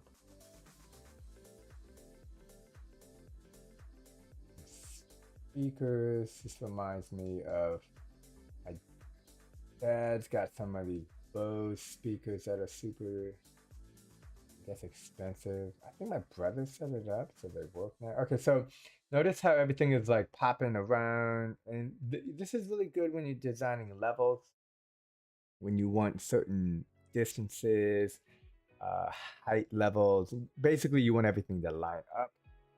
But right now we're just messing around, so I'm gonna change it to free movement. And let's get one more. Cool. Yeah. Happy skull. This one's cool.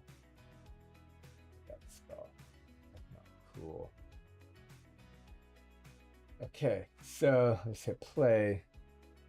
And yo, I have never set this up before like this. Here, I'll show you what I usually do. Is you just go into the object itself, one object, and then you set up the object touch. And now this has this drag ground, drag the camera. We'll just show this example here. Drag ground, so and then drag camera basically moves kind of up, like physically up, and then can fall. And like it may be better. Let's go reset view. Take this camera, rotate it like this, and move it down a little bit. Oop, nope, not that way. Move down. Okay, much more down. Oh, so check it out. Ah, okay. So these objects don't have physics, and that is why they're staying in place. This is cool. I made a soccer game where you control the gloves, and I had to have a setup like this. Now notice this one is moving back and forth, right? And that is specifically because it has its own object touch. So the object touch node in the object is more important than this object node, which affects all the objects, but this one itself has an object touch, which kind of supersedes that. So drag camera, drag ground, and we can see that this all, yeah. That was kind of cool, actually. Uh, but now we can go to drag camera. And let's say we want to make that fall, make it a dynamic object. It's also a dynamic object. But again, when you have objects, you have materials. And this is great. You can have a default, you can have a ground object, you can have a bouncy. I really like the bouncy. I tend to use the bouncy light. Was there a heavy or yeah? So usually the bouncy. Also for collision triggers, I normally just add it directly into the object rather than outside. Yeah, likewise. And I think the great thing is that there's so many different ways one can make their games. When you get more advanced, putting it inside the object totally makes sense. Here for these tutorials, I think everything is outside just to show you how it's, you know, how they connect, how they, like, the thing is when the node is outside the object, except for this scenario, because this scenario has all these group filters which check to see what like object this is, which is really cool because I've never seen this before. I mean, I think I've seen it before, but yeah, I would have never known you can do this like this. And then if you wanted to, you could have different what, like drag camera. What, let's duplicate this. We can do drag ground and what, like something like this. Drag camera like this. We can have one object. Well, this one is its own object as it has its own object touch. This one will be drag camera, and then this one, go ahead and make it blue. So these objects have a physical dynamic material. This one's set to bouncy. I believe this one's set to default. But now this one will move up. Very cool. Bouncy bounce. And then this one will move away and around. That one is also up. And yeah, that's pretty straightforward in how that is done. Which I think I'll have to come back to this one because I haven't done this before, or I haven't seen this kind of setup, and I really like it. You can see there's not much going on here. There's a touch start, touch move, touch end, and you can just, like in here, if you wanted to on touch start, what is it? On touch start, visual A. We're going to use this as an example because these are pretty good. Visual A. And then on touch move. Yeah. Now here is an example of changing these settings. Again, let's drag to ground, drag to camera, drag to ground, and then hit that. Didn't think about using it like that. Didn't thought about using it like that. Yeah, me neither. I've never, like, this kind of one is a lot easier if you have multiple objects and you're using the object touch. You don't necessarily need to connect it into the object like we have set up in this speaker. So I can see a lot of applications for this, and for all of these nodes, there's lots of, basically an infinity amount of ways you can make a fun, simple, hyper casual tapping game and join in the hyper game jam. This one I have to say is great because I didn't know about this. I love to learn new things, and I hope I don't forget about this too soon because I see a lot of potential here. And you know what? I'm just going to go ahead and save it. Object touch node example. Yeah, save.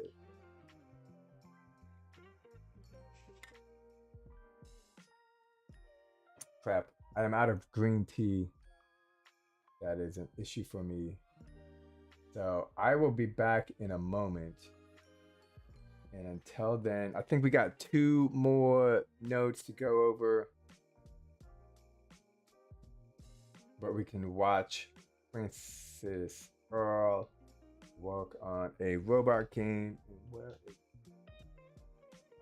I think I'm done for the day when it comes to coffee. I'll try not to drink it past 3:30. It's somehow 5:40, which is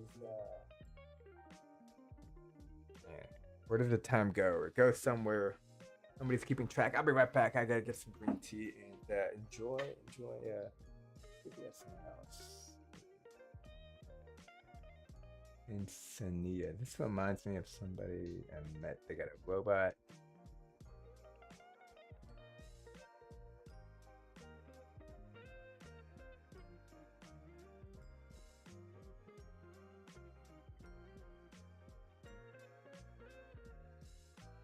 This guy 85. Marble League Racing. That's a great one. All right, BRB.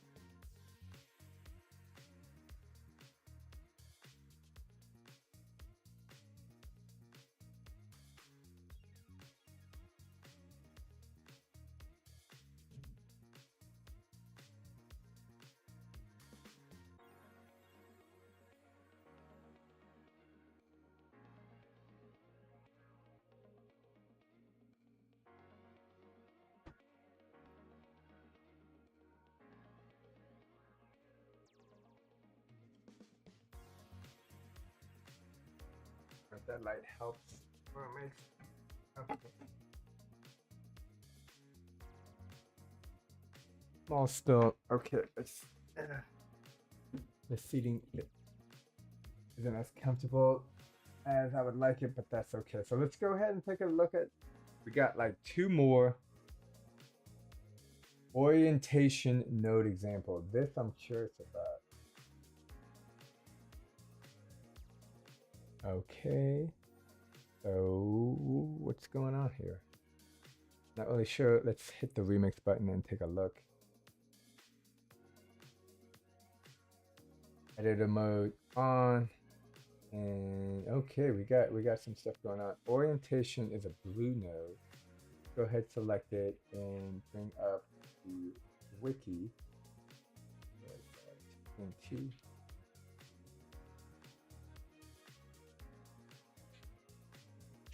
okay, rotate the target object using a vector or manually entering XYZ coordinates. This is rotator.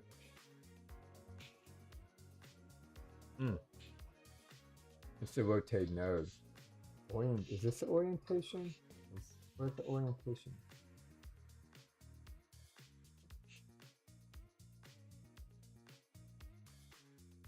Node. Orientation is this one. All right, let's take a look at it. Looks like we have an orientation for the X, Y, and Z. I have never used this node. So let's see what's going on. Tracks the orientation of the mobile device and outputs it to output and outputs it based on the component type. Determines component and output value. Determines if the tracking is relative to the starting position. Orientation Y, X, Z axis. Orientation Y angle. be honest, I'm not exactly sure. The orientation component outputs the value based on the orientation of the mobile device. So what is that? Let's see what the simple is this.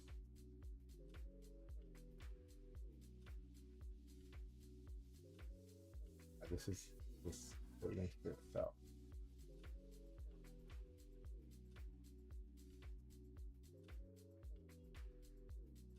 But one of them is simpler.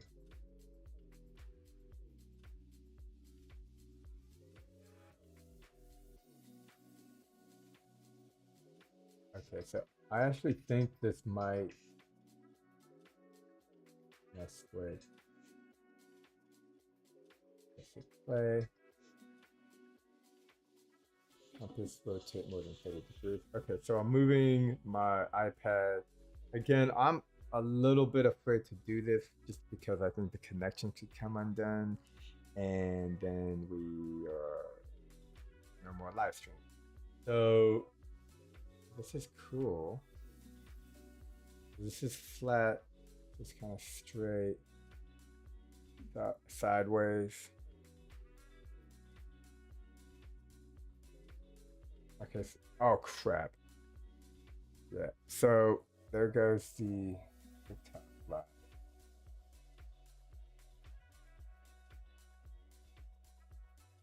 Oh well.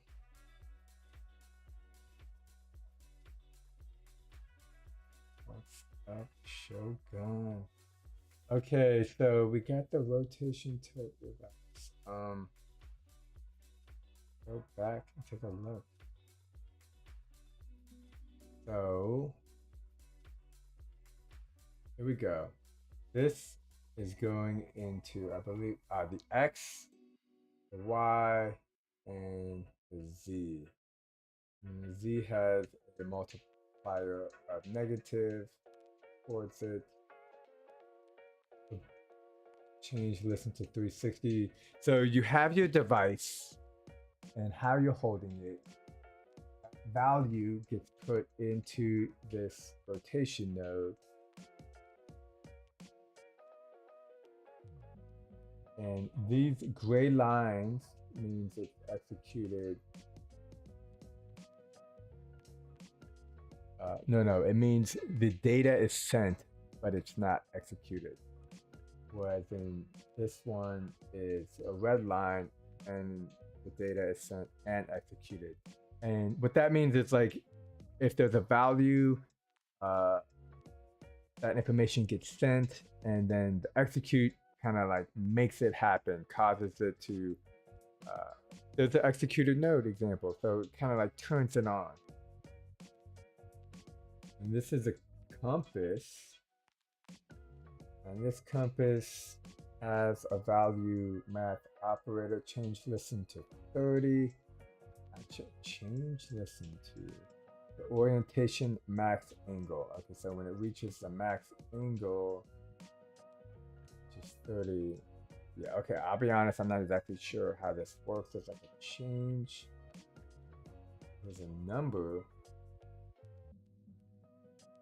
on the bottom. I'm just like spinning this around. Again, still afraid it's gonna disconnect, and we already disconnected from the TikTok.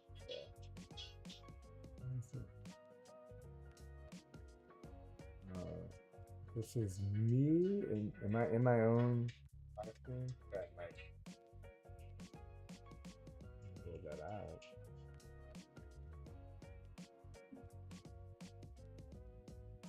Okay, I want to look at this a little more. Oop, undo. This seems kind of similar to device motion, maybe. Operation, set rotation offset.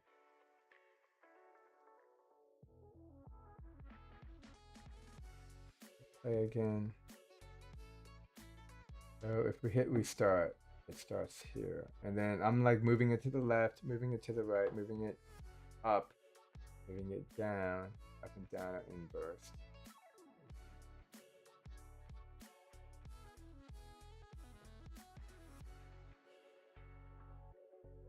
Yeah, I can't think of any practical use cases of this specific node. I haven't seen it before.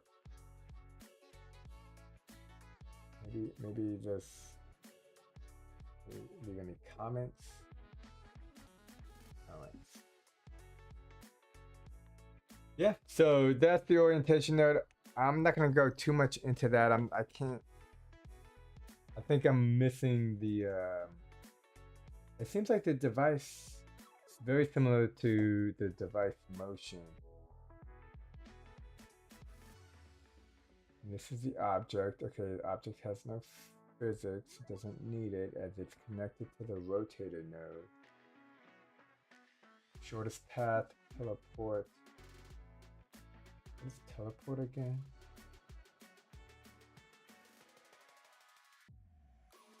Teleport toggle can improve the interpolation. That's a game dev term that I always forget the meaning of. Between start and endpoint when making a large rotation over time. I think it's like the distance between the 2 points. I'm kind of guessing. Yeah. I'm not sure about this one.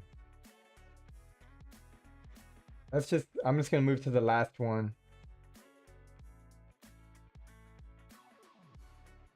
We got the screen touch example.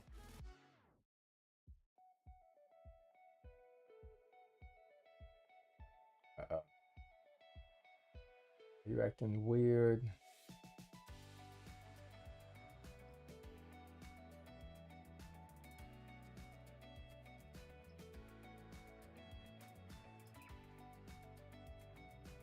Okay. Go hit remix. Play. Drag all 5 fingers over the screen. Yo, whoa, that's cool.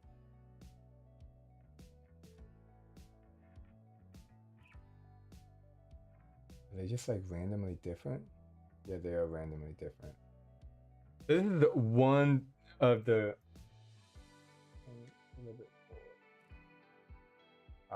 You can have up to 5 different objects touching. Is this too much? Yeah, it's a little bit much. What's this? Ooh, this works. I could have had this on the whole time.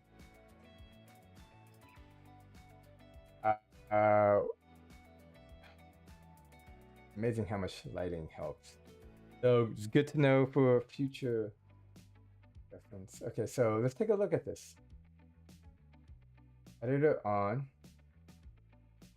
Oh yeah, I remember the first time I saw the first, second, third touch. I got confused, and I thought it meant like the second time you touched it, but it actually means the second touch. And you can have up to 5 different touches. Again, this is like phenomenal.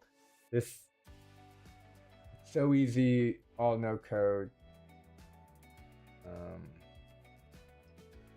And there's a UI element. So let's go. Okay, let's go look at the first node. See what it says. Okay, first touch is red. And goes into the user interface. X user interface, Y user interface. And I think what that does is it catches the XYZ. Yeah, okay, so here are the objects. Really cool looking. And then this is the first, second, third, fourth, fifth. These have inputs and outputs. What is it? I got some Thai basil on my screen. Thai basil here, really good. $2, sometimes 3. Not making me hungry. Okay, let's get back to here. So we go here. Okay, look, you got the position X, position Y of the first touch. So when you touch the screen, and you go to the output of user interface, it turns it on. Boom. And then you got the X touch, which calculates the value of where X you're touching the screen and where you're touching on the Y. and then it inputs that value here. How do you make sure that that has input values? So you go over here, over here. I don't unlock inputs and outputs. Okay, right there. So you select this input. There's a UI feature, a UI node in HyPipe, which has a lot of great stuff in there. You can have set to at the beginning of the game, when you hit start. If you want to have like a health icon on the top left, you can have a heart with a number. And the great thing about the UI is basically it's like on the phone screen. So if you get a little image up here, it's right there no matter what's going on in the world or in the game. So health bar is a really good example of a UI. Health, and you can do it without a UI. You can do it with the UI. Again, many different ways to set things up when in the game. Here, this input, we got position X, Y, as degrees. Not really sure what that means. Visible, that means we want this object to be visible. Let's turn off degrees. I wonder what that does. If it does anything.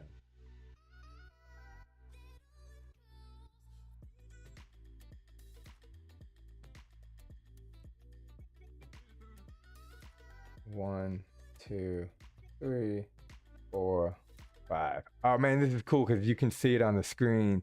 I can't really see it because my fingers are exactly. Oh, but the green one didn't move. Okay, so now they're all moving. And yeah, this is cool.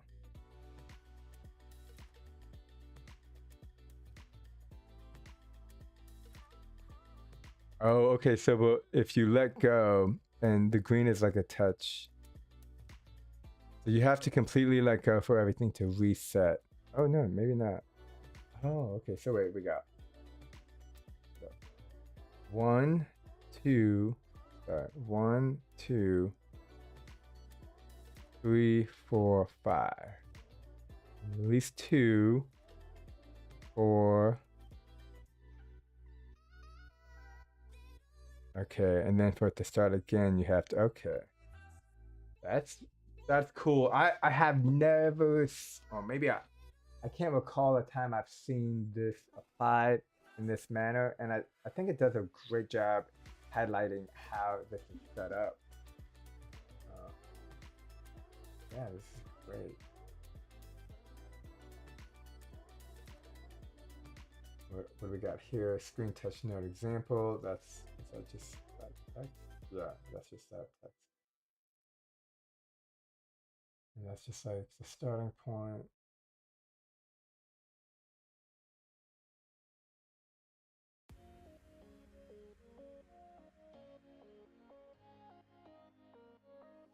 Okay. Oh yeah, so center top visible in the game. We got the UI setup. Yeah, this is cool. So this is a good basic run through of the touch screen. So sometimes I'll use the touch screen kind of like how I use the button and use full screen touch. But seeing this in action makes it clear to me that this has a lot of potential in, touching the screen more than once, right? So if you're like playing a game and you're like moving over here and you tap up here, this could be like the second touch. And then you got to make sure you don't mix up those touches. Cool, yeah. All right, well, I think that's it for me. And that took a lot more time than I thought it would, which I'm kind of glad because I was worried I would just like go through these so fast. And we got logic, action, joint, visuals, and advanced. So I will be trying to go through all of these, and since we're at the end of the stream, let's go ahead and take a look at what I've been working on, because I'm gonna keep working on this game. And you can see I've spent a little bit of time. I've been having some interesting issues where, okay, so here we can see this is the live version, but this is the most recent versions. And I get confused. Okay, so 30, so I think I was working on this today. So let's hit okay. Hopefully nothing. So I got this set up. I had a friend play my game the other day, and of course they are not a gamer, so they had no idea what they were doing, and they would just play the game like this, and they go, "Oh yeah, this is a cool game," and then like I'm like, dude, that's not how you play the game, which is on me. It's on me. If someone doesn't know how to play my game, that's my bad. Which is cool because I'm willing to learn from it. So I just added the swipe move. And then I got this guy, says remember to look both ways. He's gone now. And then I'm working on this. So I got this set up too, where you can like kind of change to different characters. And you tap, that moves. And now we got a capybara. But I gotta set it up. I gotta do the scoring system because once you get the score, it changes back to the chicken. I gotta figure that out. I'm gonna get some help. But I got all the vehicles coming in the same direction, which took me a couple of days to figure out, honestly. Still trying to figure out there's like a little bit too much of a gap there. Whoa. That was kind of cool. And I am out. So let's go. Let me go ahead. I'm going to save this. I want to save it to, let's say, 5:30.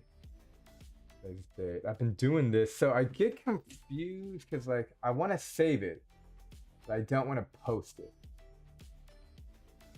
I think I have to unlist, post, save it, and then it becomes the most recent saved one. So there's just a little bit of a tweaking that I'm having issues with because I have found myself working on my game and it's not the latest version because I didn't save it properly. So, number example. Okay, we want number. Highest number for distance. We can allow comments. I'm gonna post this. And this is going to be unlisted because once you have a game unlisted, you can't, like, I'm hoping the game's not listed. Yeah. Oh, it's not posted. See, so there it is. And then we go to version history. And now this is the live version. So